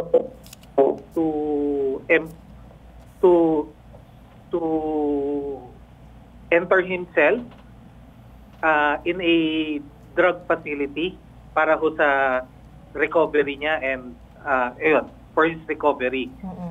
Pero in this case ho, parang wala ho yata nangyari na random drug testing and based po sa nadinig ko na kwento, I don't think there is sufficient evidence to establish that there was really drug use. Yes, correct. Yes, attorney, yun yung pinaka-main point namin, no? Kasi all these issues about mandatories and yung kanyang below minimum, okay, there could be possible reasons why kung bakit ganun. We don't understand that. But dito, sir, I think yung pinakamabigat para dito kay Sir Albert, yung akusasyon na paggagamit umano ng pinagbabawal na gamot, which is, yun yung pinaka-part namin na medyo nailang din kami. Bakit ganun? Kasi for that part, medyo mabigat na akusasyon po yun, which is, should be backed up by much evidence. Kung from that point, may akusasyon na ganun, dapat in-undergo po siya kaagad sa sinasabing drug test para matapos na po ang sinasabing kwento-kwentuhan tungkol po sa kanyang status. Tama po ba, attorney? Yes po, I agree po. Yes. So, attorney, no, siguro, can we seek the assistance of DOLE to mediate these two groups between the employee and itong employer para ma-follow siguro yung rules and protocols para once and for all masabi kung talaga ba meron or wala. Yun lang naman, sir. Pwede naman ho sila lumapit sa DOLE, especially with regard the minimum wage. However, with regard to dun sa drug testing, I think mas appropriate po na pumunta ho sila sa National Mediation and Conciliation Board or NCMB. Mas may competence ho sila to mediate kasi sa amin po sa DOLE, it's more on violations of labor standards po. Yung pag-suspend sa ating employee is not really labor standards po.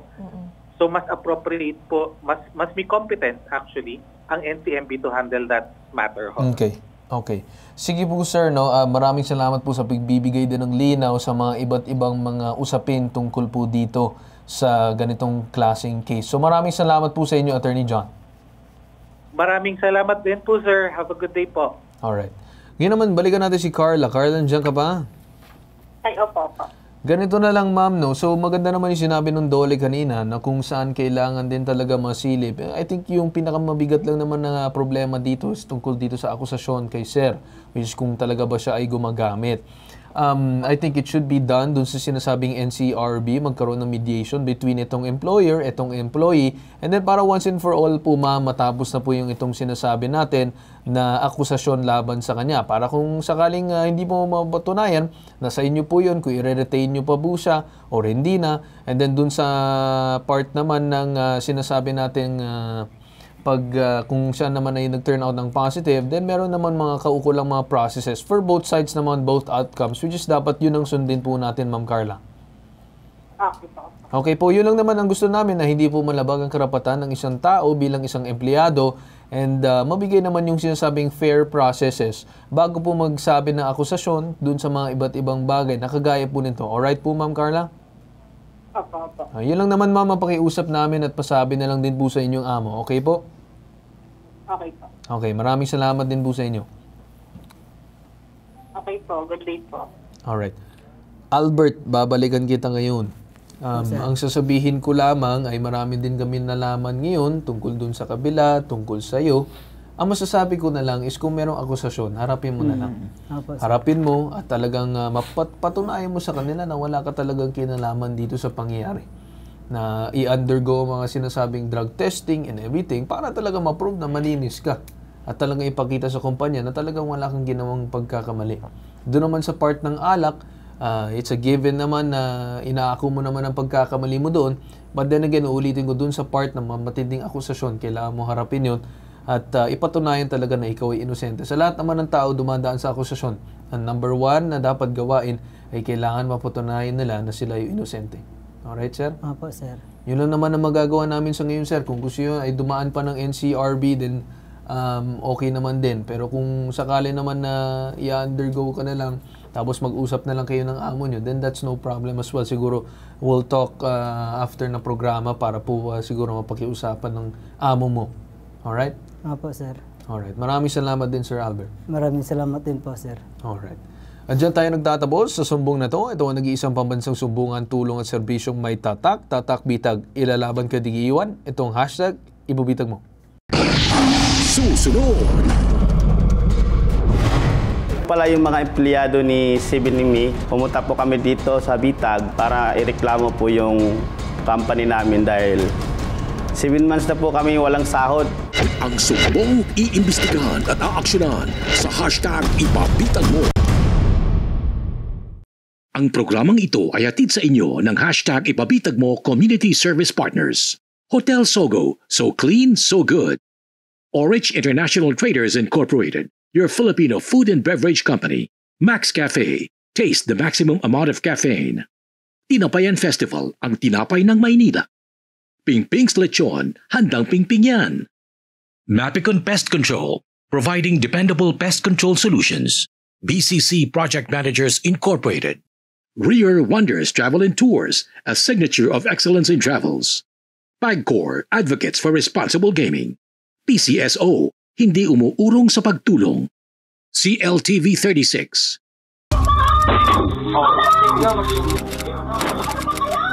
Basta-basta na lang nila akong pinagbintangan ng mali at ikinulong. Nung nasa bilangguan ako noon, akala ko mahirap makamit ang hustisya. Siniguro po namin na siya po'y lalabas at wala pong banta. Kay Ben Bitag Tulfo, di kailangan mag-alala sa kaligtasan laban sa mapang-abuso. Sa lahat ng mga mapang-abuso, may kalalagyan kayo. Kay Ben Bitag Tulfo, ilalaban ka, di ka iiwan.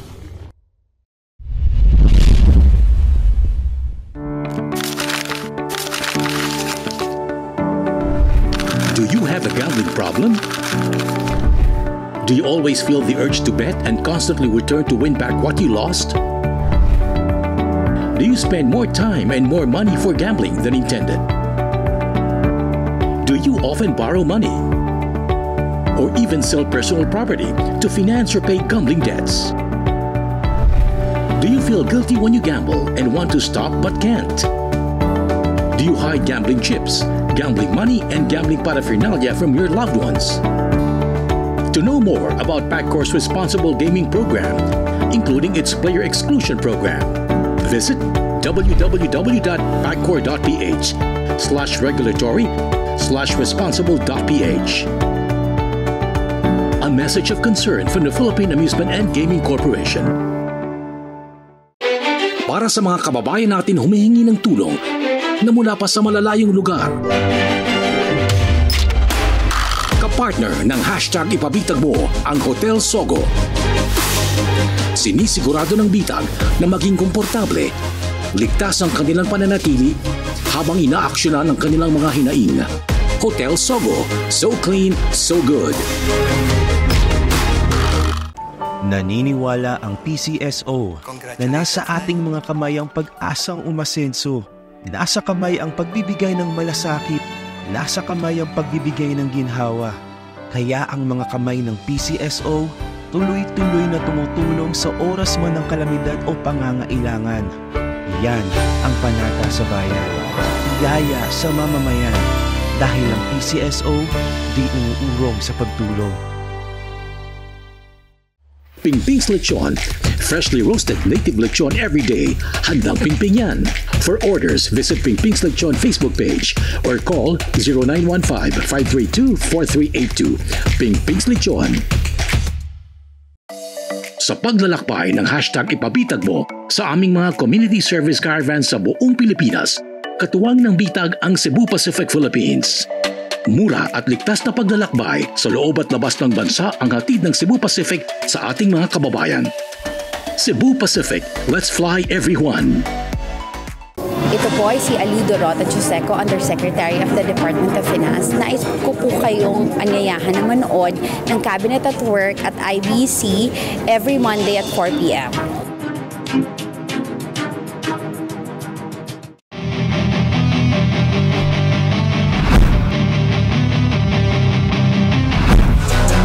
Rain or shine, be active, stay hydrated with Blue Hydra, a refreshing powder drink mix made with malunggay and calamansi extract, fortified with vitamins A, C, and zinc. This is your active lifestyle power drink, Blue Hydra. Available at selected SM supermarkets, hypermarket, and Save More nationwide. Watch Cabinet at Work every Monday at 4 p.m. on IBC. Cabinet at Work tuwing Lunes, ika-4 ng hapon sa IBC 13.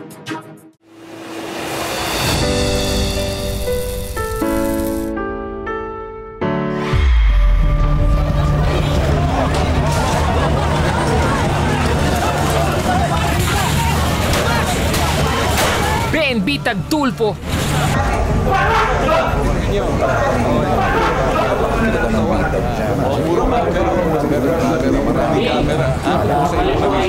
Bitag Tulfo. Karamihan gusto namin makita yung pang-aabuso. Na pag may nangyaring masama daw kay JR, ako daw po mananagot. Inabos niya yung pera namin, sir. Magkano nawala? Nawala eh. Alright, good. I want a picture of this guy. Thank you, sir. Masaya na ka. Ikaw lang yung last talagang taong alam kong makakatulong. Kung niloko ka, respetuhin mo siya. Amo mo siya eh. Pinabayaan ka, inabuso ka. Say mo. Opo, sir. Pinagsamantalahan, Munang paasahin, wag mong lokohin. ipabitag mo, ilalaban ka, hindi ka iiwan. Siya'y matapang, maawain, matulungin, ilalaban ka, hindi ka iiwan. Alam mo nang di tayo iiwan, siya'y nandyan hanggang makinig sa atin. Ako sa kanyang salamin. Nananatiling media, laging nakasalamin. Hindi naman ako tulig. Bibitagin ang mapanlamang Benditag Tulfo, kasama natin. Ilalaban ka hanggang dulo, maawain, matulungin. Pauwiin mo o hindi? Pauuwiin siya. Good. Kasi habang nalalagay sa alanganin, hindi mo papauwi ito. Pag mo sa bato, bibitagin ka namin.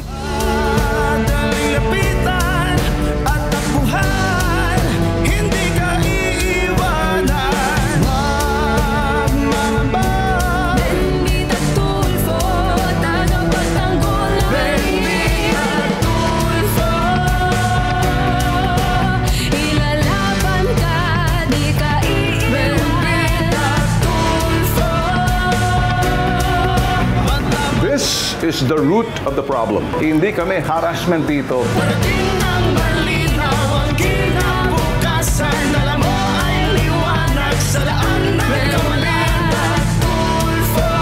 Puntahan natin itong putok sa buho na travel agency na to. Tinitingnan natin, mukhang may lusutan dito.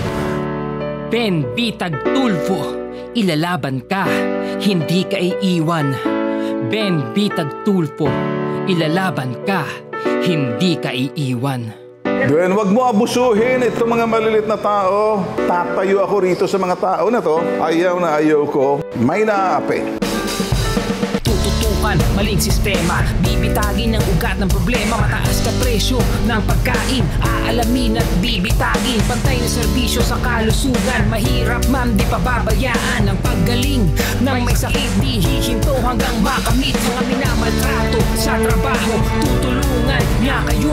Tutugisin ang mapang-apuso. Malapit man o malayo. Mga durobon, putok sa puno. Dudurugin niya kayo. Kriminalidad na siyang perwisyo. Sisikapin na masugpo. Kabayat sakin sa gobyerno. Ilalantag katiwalian nyo.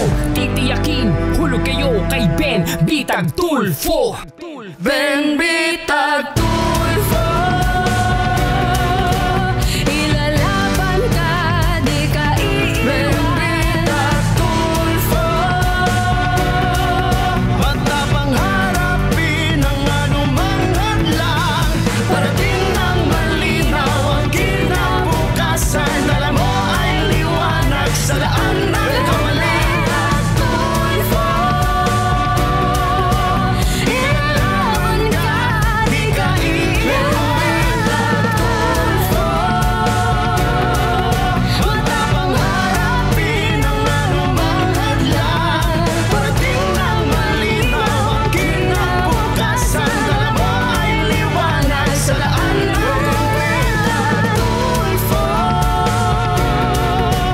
Ben Tulfo.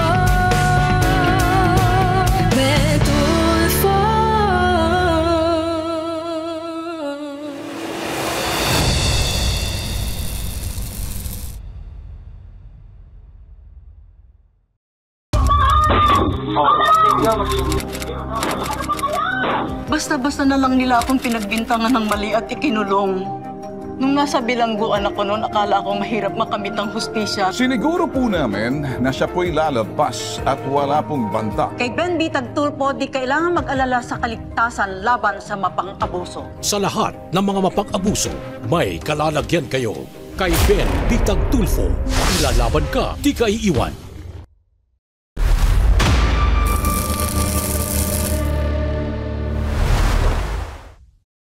Nagbabalik ulit ang hashtag Ibabitag mo ngayon naman sa susunod natin na sumbong.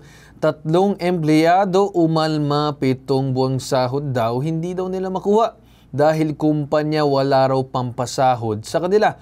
Alam niyo ba mga boss na sa dami ng mga kumpanyang inireklamo sa aming tanggapan, naging takbuhan na ang bitag ng mga empleyadong nakakaranas ng panlalamang mula sa kanilang mga employer. Paulit-ulit man yung mga ganitong klaseng sumbong, hindi ho kami magsasagawa tumayo or magsasawa tumayo para sa mga taong ito. Isa lang masasabi ko mga boss, kayong mga kumpanya, kung wala naman kayong pampasweldo, mas mabuti pang wag na lang kayong kumuha ng mga tao. Tandaan nyo, hindi sila nagtatrabaho ng libre. Nagtatrabaho itong mga to para mabuhay. Tulad itong 3 empleyado ng isang construction company na lumapit sa aming tanggapan, biruin nyo 7 buwan na raw silang hindi sumusweldo. Kesyo ang dahilan ng kumpanya, wala pa raw silang masingil at pondo. Bago natin umpisahan ng investigahan, panoorin muna natin ang detalye ng sumbong na ito. Kami po pala yung mga empleyado ni 7Me Heat Company. Pumunta po kami dito sa Bitag para ireklamo po yung company namin dahil 7 months na po kami walang sahod. Lahat ng sahod namin hindi binibigay. Puro partial at saka cash advance lang per week. Cash advance namin, di naman kasya para sa pamilya namin. Para sa pangkain namin, kulang pa nga eh. Nag-message po ako sa Messenger, Viber, either sa number nila. Tapalap ako lagi. Kahit president sa company namin, mini-message ko pa rin, sir. Ang nagiging sagot lang nila sa mga message namin, sir, negative today. Nagmamakawa na nga ako sa message kahit pangkain lang. Negative today yung reply. Last week, yung November 29, binigyan po kami ng partial, 20% para yung sa sahod namin total na makukuha. Magbibigay din ngayong linggo, 20% na naman, pero yung buo hindi talaga ibibigay. Kailangan po namin yung sahod namin, sir, kasi yung pamilya po namin umaasa sa amin. Kami po ang nagpapadala, hindi kami ang pinapadalhan. Nananawagan po kami kay Sir Ben Tulfo at saka kay Sir Carl Tulfo. Sana po matulungan niyo po kami sa problema namin. Dahil kailangan po namin ng pera para sa pamilya po namin, sir. Ang sumbong, iimbestigahan at aaksyonan sa hashtag Ipabitag mo. Kakasama po natin sa studio yung mga nagrereklamo pong empleyado na sila Gier Enerio, Rex Villar at Alma Dimando. Magandang umaga po sa inyong lahat. Magandang umaga, sir. Magandang umaga, sir. Sir, yung reklamo nyo, I can't imagine 7 buwan po na hindi kayo sumasahod. Paano po kayo nakakasurvive na 7 buwan walang sahod? 7 buwan, sir. Puro partial, puro CL. Kumbaga parang bale, yung tawagin nila. So, pero yung bali na yan, kumbaga maliit lang naman yan, di ba? Kumbaga, just to survive yung week na to, yan yung ginagawa ng iba, di ba? Na bumabali. So, ano po ba yung dahilan ng company raw? Bakit hindi kayo masahuran? Waiting, yun. Mga sinasagot sa amin, sir. Waiting sa payment. Waiting sa payment ng alin po? Ng kliyente. Kliyente, sir. Billing. Okay. Ano po ba yung company niyo, sir? Anong klaseng kumpanya? Anong pangalan? 7Me Heat Company. 7Me Heat Company. Okay, 7Me Heat Construction Corporation. Kayo po yung mga trabaho ninyo? Safety officer po ako. Safety officer, then yung kayo po, sir? Helper, dalawa. Helper. Actually, sir, hindi lang naman kami nagrereklamo, sir. Yung iba namin mga kasamahan, sir, dati, sir, pumupunta na ng dole. Dole. So, ibig sabihin, sir, halos lahat talaga kayo, may problema sa sahod. Ayun po, sir. Ano pong Sahod saka sa benefits. Sa benefits yan? What do you mean benefits? Wala rin po kayong mga benepisyo? Walang mga hulog, sir. Simula po nung pumasok kayo sa company? Simula nung pumasok kami, last year, wala talagang hulog sa amin. Ang mga kasama namin na umabot na ng mga 3 years, 5 years, wala din yung hulog, sir. Pero dinededuct po yan sa sahod. May payslip po ba kayo? Meron po, sir. Paano nyo po nasabi na walang hulog? Kayo po ba yung nag-check mismo sa SSS? Yung mga kasama namin, sir, na... Ayun, meron nga. Meron ba? Nakalagay? Okay, so SSS. Oo, meron, 900. Alright. So, nag-check po kayo? Ang kami, sir, ako, sir, hindi pa ako nag-check. Pero yung mga kasama namin, sir, na matagal na, 3 years na, nag-check sila, walang hulog kahit isa. Kumbaga talagang zero. Zero. Ni isa, wala po silang yung nag-meeting kami, sir, with boss namin, ang sabi nila sa amin, yung pinoproblema nga yung payment, yung bayarin, may hinintay silang payment, galing Cebu yata yun, Cebu yata yun. Ngayon, kung makukuha doon yung payment na yun, lahat ng utang, lahat ng mga babayaran daw. Pero kasi hindi ganun, sir. Dapat ang kumpanya, based lang din sa mga nakaraan, kasi hindi na bago sa amin yung mga ganitong reklamo. Ang isang kumpanya, dapat may pondo yan. Diba? Just in case na, kunyari, magkaroon ng kagipitan, hindi magbayad yung kliyente, may mababayaran yung mga tao. Hindi pwedeng isisi sa kliyente. Kasi kanino ba kayo employed? Sa kliyente o dun sa kumpanya? Yun nga po, sir. Cargo kayo ng kumpanya. So, I don't think na uubra yung ganung dahilan nila sa dole, if ever, di ba? Pero ano po ba yung huling pag-uusap? Para at least alam namin kung paano namin sila kakausapin. Kasi alam ko, sasagot sila mamaya. Ano po ba yung huling usap or pangako? Meron po ba silang binigay na date, ganito, maibibigay namin? May mga ganun ba? Meron silang binigay, sir. Ang sabi ni Boss Percival, kunin ibibigay at 3rd week ng November o 4th week ng November. Ibibigay lahat ng sahod namin. Buo. January na. Binigay sa amin is 20% lang. Yun lang. 20% ng sahod. So, hindi pa po nabubuo. Matanong ko lang po, without naming the specific name ng client, malalaking kliyente po ba ang pinag-ano? Malaki, ma'am. Tulad ng mga ano po? High-rise building kami, sir. Ano pa, bukod dun? O puro mga condo po talagang malalaki? Natatapos nyo naman po yung project? Kami, bago pa naman. Yung ibang project, natatapos. Okay. So, kasi baka ang sabihin nito, sabi nyo nga, walang pondo, walang pera, maniniwala po ba kayo doon na walang pondo at pera? Hindi kami naniniwala, ma'am. May pera, ma'am, kaso lang, ayaw nila siguro palabas ng pera. Hindi naman kapapayagan dyan ang SM na wala kang pondo eh. Matanong ko lang sa inyo, kailan kayo huling pumasok doon sa kumpanya para magtrabaho? Hanggang ngayon, sir, pumapasok pa rin kayo. Pumapasok pa rin kayo ngayon. Okay. Pero may trabaho pa rin kayo na ginagawa doon? Oo, sir. Pero hanggang ngayon, wala pa rin bayad? Pero bukas, sir, wala na. Kumbaga ngayon, nahihirapan na talaga kayo. Kasi may nababasa na ako ngayon sa mga kasama namin na pinapaban na raw kami sa site kasi nagsumbong kami. Hindi naman pwedeng ganun. Nandito kayo para manghingi ng paliwanag tsaka solusyon dahil kailangan nyo yung sahod. Sabi nga ni Sir Carl dun sa intro, hindi pwedeng wala kayong sahod. 7 months? Paano po kayo nabubuhay? Sa bali lang? Sa bali. Yung barracks kasi namin, sir, ma'am, may mga tinatanim din kami mga malunggay. Malunggay. So doon na lang din kayo umaasa. Survival na lang yung ginagawa. Pero gusto ko lang sabihin na hindi po pwedeng masamain ng kumpanya yung paglapit nyo sa amin. Hindi po pwedeng maging dahilan yun ng patanggalin kayo sa kumpanya. Bawal yun. Kung hindi naman bibigyan ng kumpanya ng rason kayo lumapit sa amin dito, hindi naman naabot dito sa punto na to. Ilang beses na rin yan, sir, na pinangakuan kami, sir. Simula nung August, sir. August 10 nangako sila. October nangako din sila. Hanggang ngayon. Wala pa rin po. Wala. Yung pamilya namin, pinapangakuan din namin. Pero wala. Okay. Kami nasisira yung kumpanya namin. Nasisira kami sa pangalan namin, sa pamilya namin, nasisira kami. Ang kami, ayaw namin sirain yung kumpanya. Pero sila, sinisira yung pamilya namin. Okay. Wala sila eh. Nagmamakaawa na kami sa pagkain namin. Pero anong sagot? Negative today. Okay. Pero ang kami, mahanap na lang kami ng mautangan. Baon na nga kami sa utang, sir eh. Kahit sino umiiwas sa amin, sir. Ako, totoo lang, kung sino-sino nilalapitan ko, kung sino-sino unutangan ko, makapal na nga mukha ko para makasurvive. Sige, sir, nakikita ko naman naging emotional kayo at naintindihan naman po namin yan. Kaya siguro mas maganda nakausapin na po namin ngayon itong kabilang panig, which is yung kumpanya, para malaman kung ano ba talagang kanilang sagot tungkol sa issue na to. So mga kausap natin ngayon sa kabilang linya, itong si Engineer Rico Devio, Operations Manager ng 7ME Heat Construction Corporation. Magandang umaga po sa inyo. Magandang umaga po, sir. Magandang umaga po sa lahat po. Okay.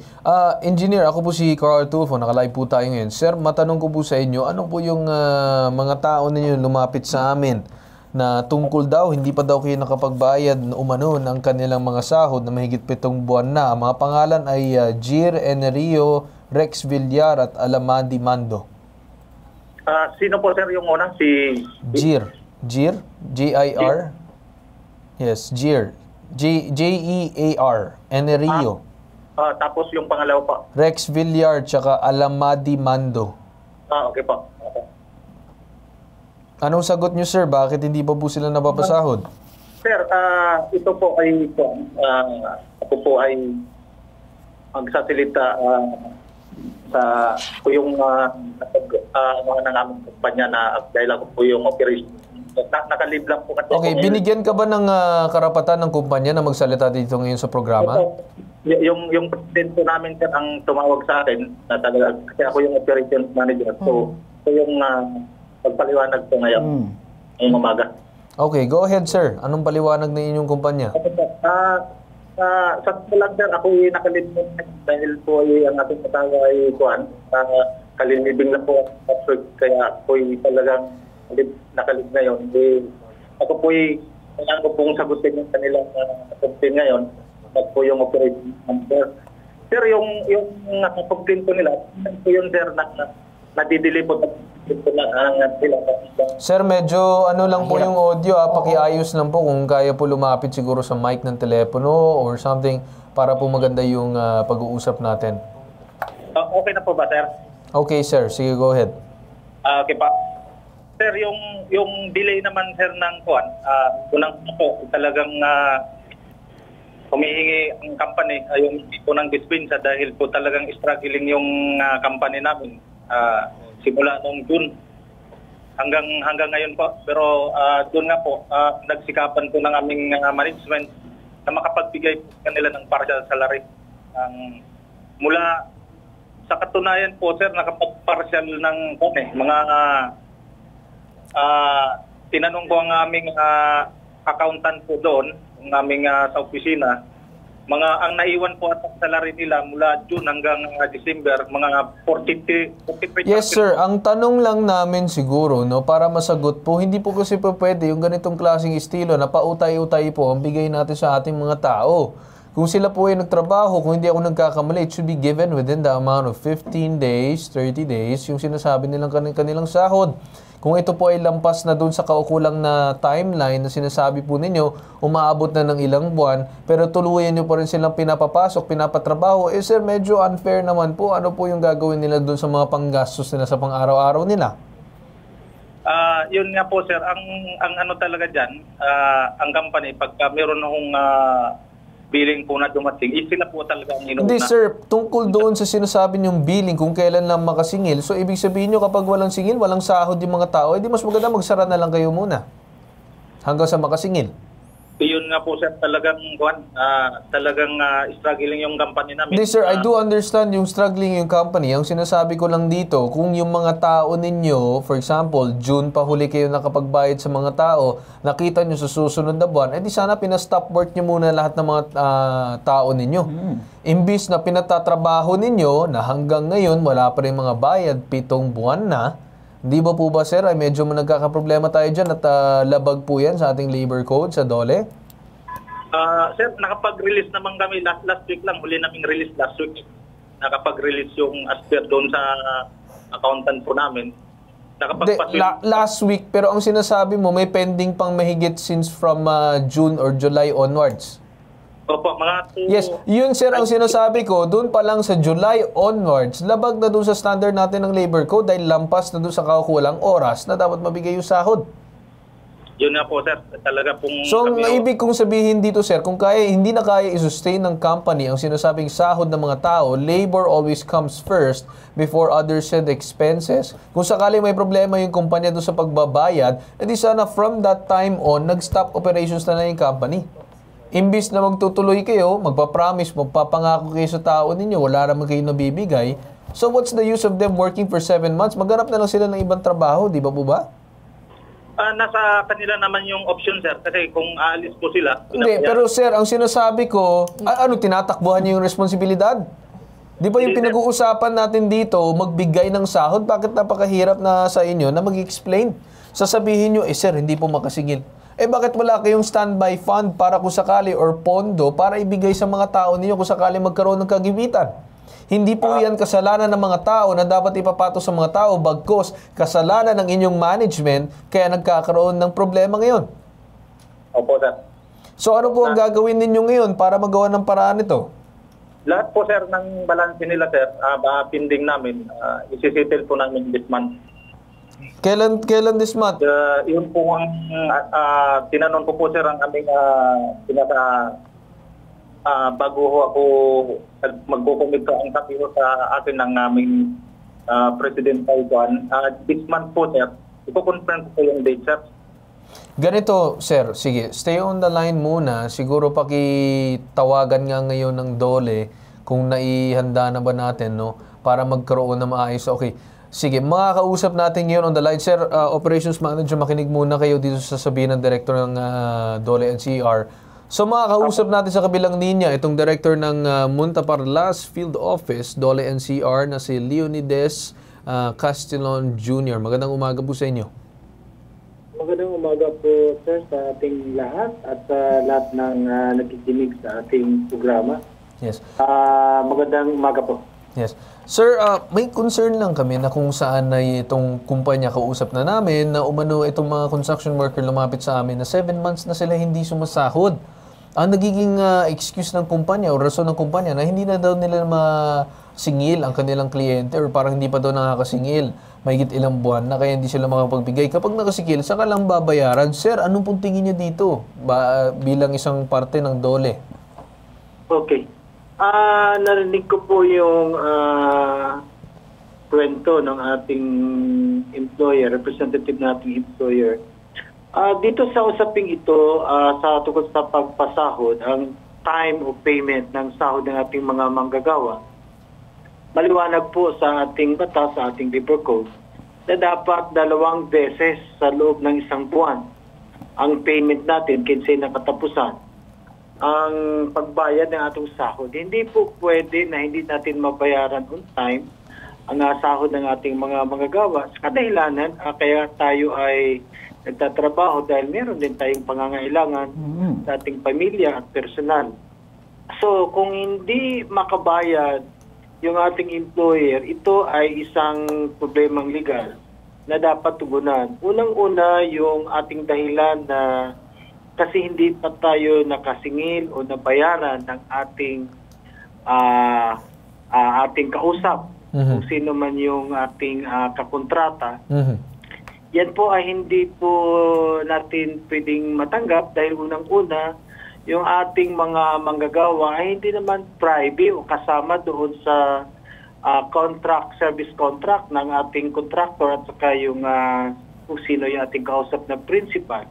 So sana kung tayo ay nasa ganitong negosyo, minsan may pagkakataon talaga na hindi ka pa makakolekta o hindi mabayaran na yung principal, meron kang handa na mga pondo na pambayad kasi kailangan natin sumunod doon sa batas na dapat mabayaran natin ang ating mga manggagawa na kanilang sweldo twice a month. At least twice a month.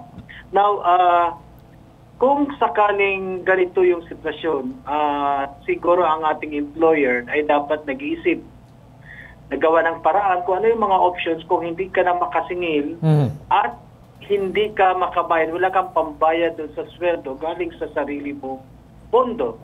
So hindi katanggap-tanggap yung dahilan na yun. Una, baka naman, you have to reduce kung merong mga workers na hindi kailangan na doon sa trabaho para naman masigurado yung naiiwan ay mababayaran, kayang bayaran yung kanilang sahod. Tama. At yung mga workers na apektado ay sila ay magkaroon ng oportunidad na maghahanap ng ibang trabaho para once nabayaran sila, so i-terminate mo ito at maghanap sila ng ibang trabaho kaysa naman hanggang kailan yung pag-aantay ng kanilang tatanggapin na sahod. Yung pagbibigay ng cash advance o partial na sinasabi natin ay okay naman po yun, pero hindi po yun ang sapat na dapat gagawin dahil kailangan talaga mabayaran natin yung sahod ng ating mga manggagawa. Tama. Okay. Sir, no, ito yung pinaka-main siguro na pwede pong request namin na pwede pong gawin kung sakali po. Ay, possible ba, sir, kasi sinasabi na by the end of the month daw makakapag-settle itong kabilang panig.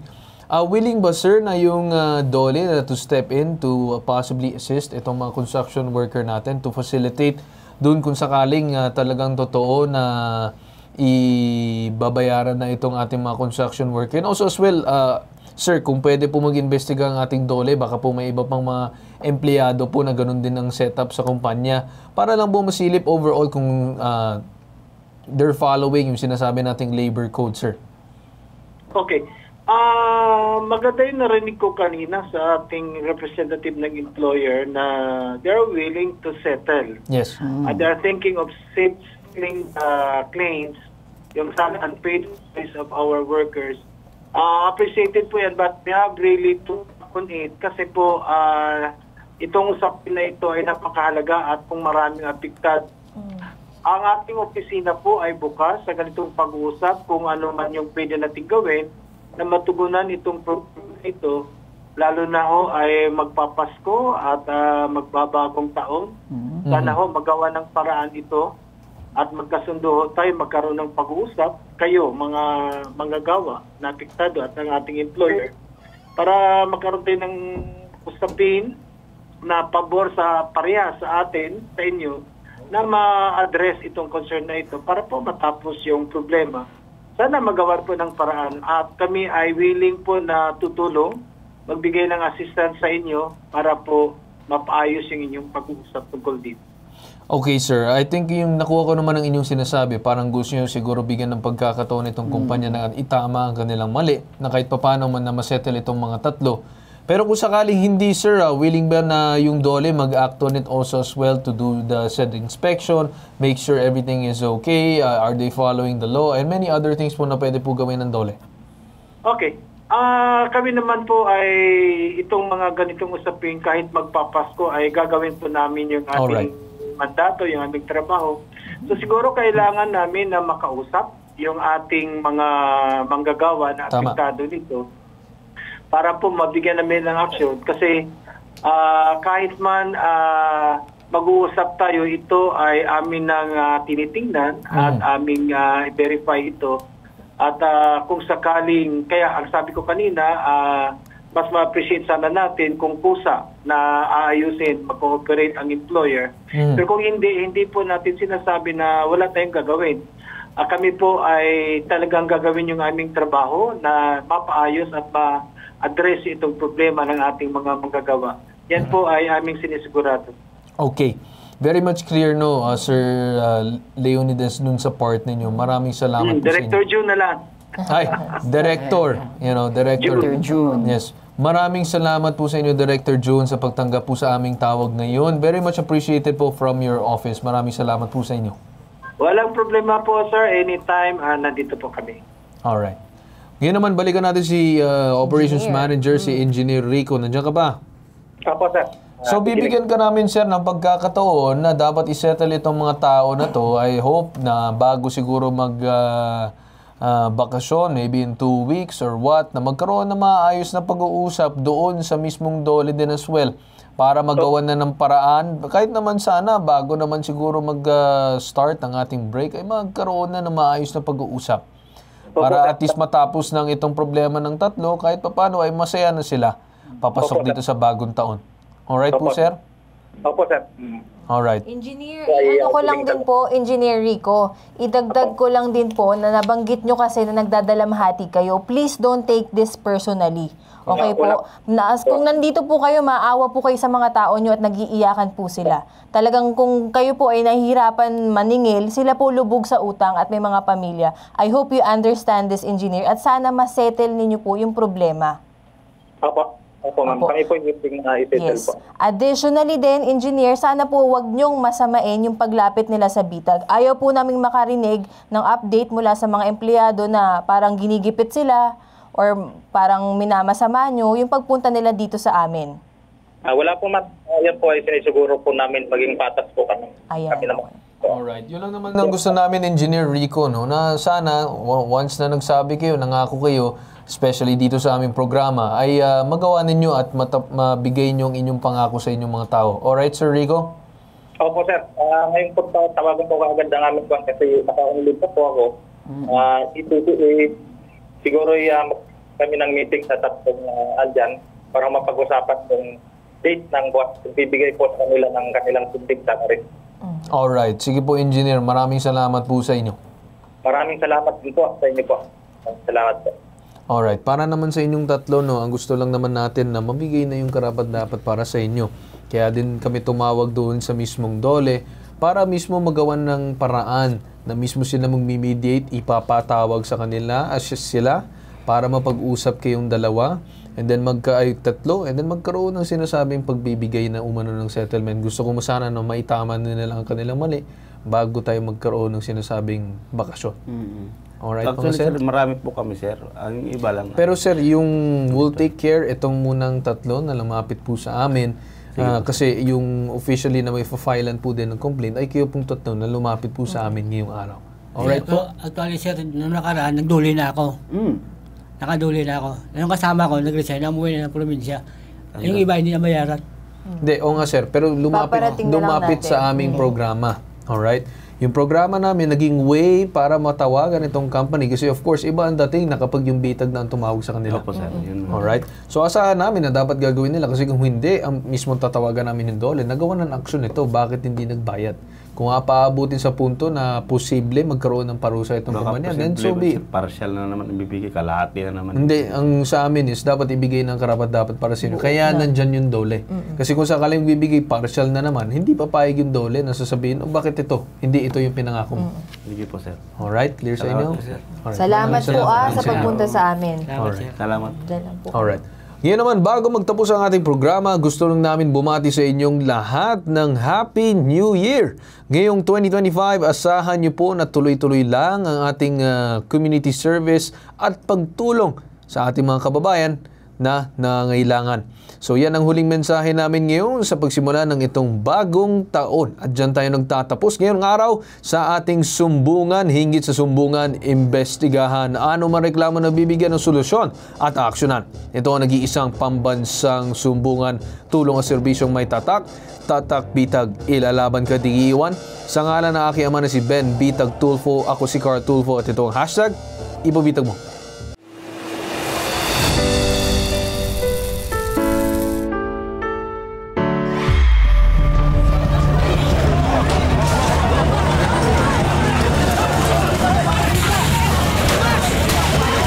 Ben Bitag Tulfo.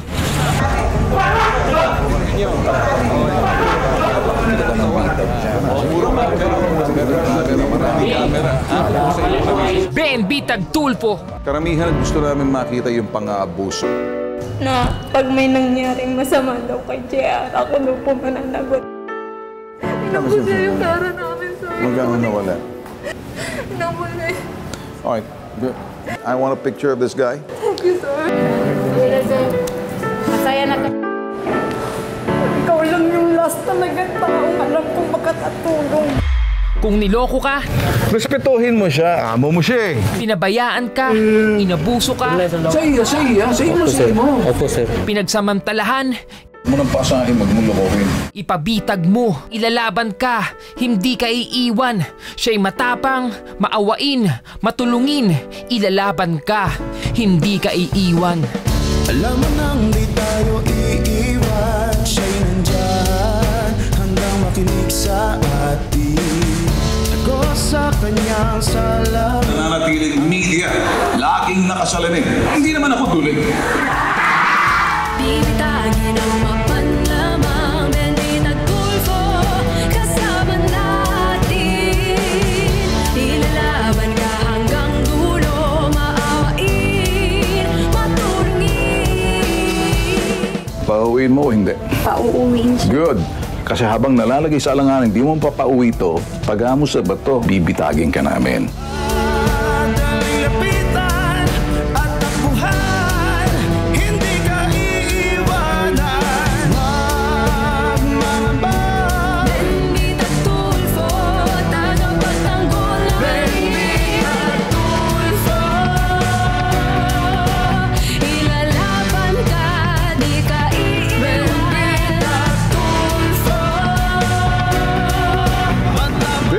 This is the root of the problem. Hindi kami harassment dito.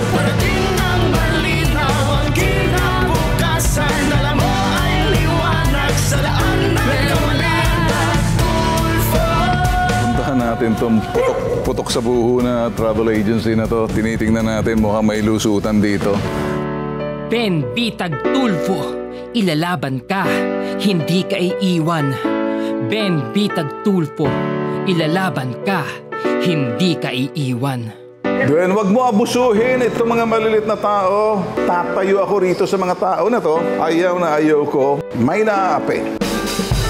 Tututukan, maling sistema, bibitagin ng ugat ng problema, mataas na presyo ng pagkain, aalamin at bibitagin, pantay na serbisyo sa kalusugan, mahirap man di pababayaan ang paggaling ng may sakit, di hihinto hanggang makamit mga minamaltrato sa trabaho, tutulungan niya kayo, tutugisin ang mapang-apuso, malapit man o malayo, mga durobon putok sa pulo, dudurugin niya kayo, kriminalidad na siyang perwisyo, sisikapin na masugpo, bayat sakin sa gobyerno, ilalantad katiwalian nyo, titiyakin, hulog kayo kay Ben Bitag Tulfo. Ben Bitag Tulfo, ilalaban ka, di ka iiwan. Ben Bitag Tulfo, matapang harapin ang anumang hadlang, parating ng malinaw ang kinabukasan, dala mo ay liwanag sa laan ng kamali.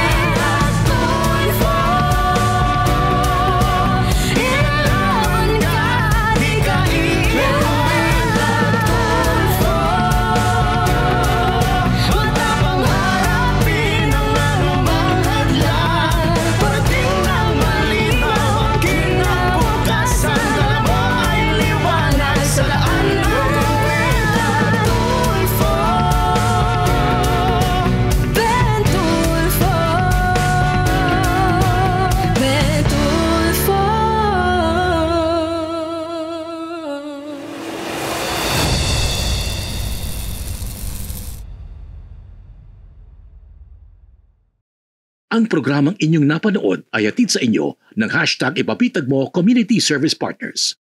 Hotel Sogo, so clean, so good. Orich International Traders Incorporated, your Filipino food and beverage company. Max Cafe, taste the maximum amount of caffeine. Tinapayan Festival, ang tinapay ng Maynila. Pingping's Lechon, handang pingping yan. Mapicon Pest Control, providing dependable pest control solutions. BCC Project Managers Incorporated. Rear Wonders Travel and Tours, a signature of excellence in travels. PAGCOR, Advocates for Responsible Gaming. PCSO, hindi umuurong sa pagtulong. CLTV 36,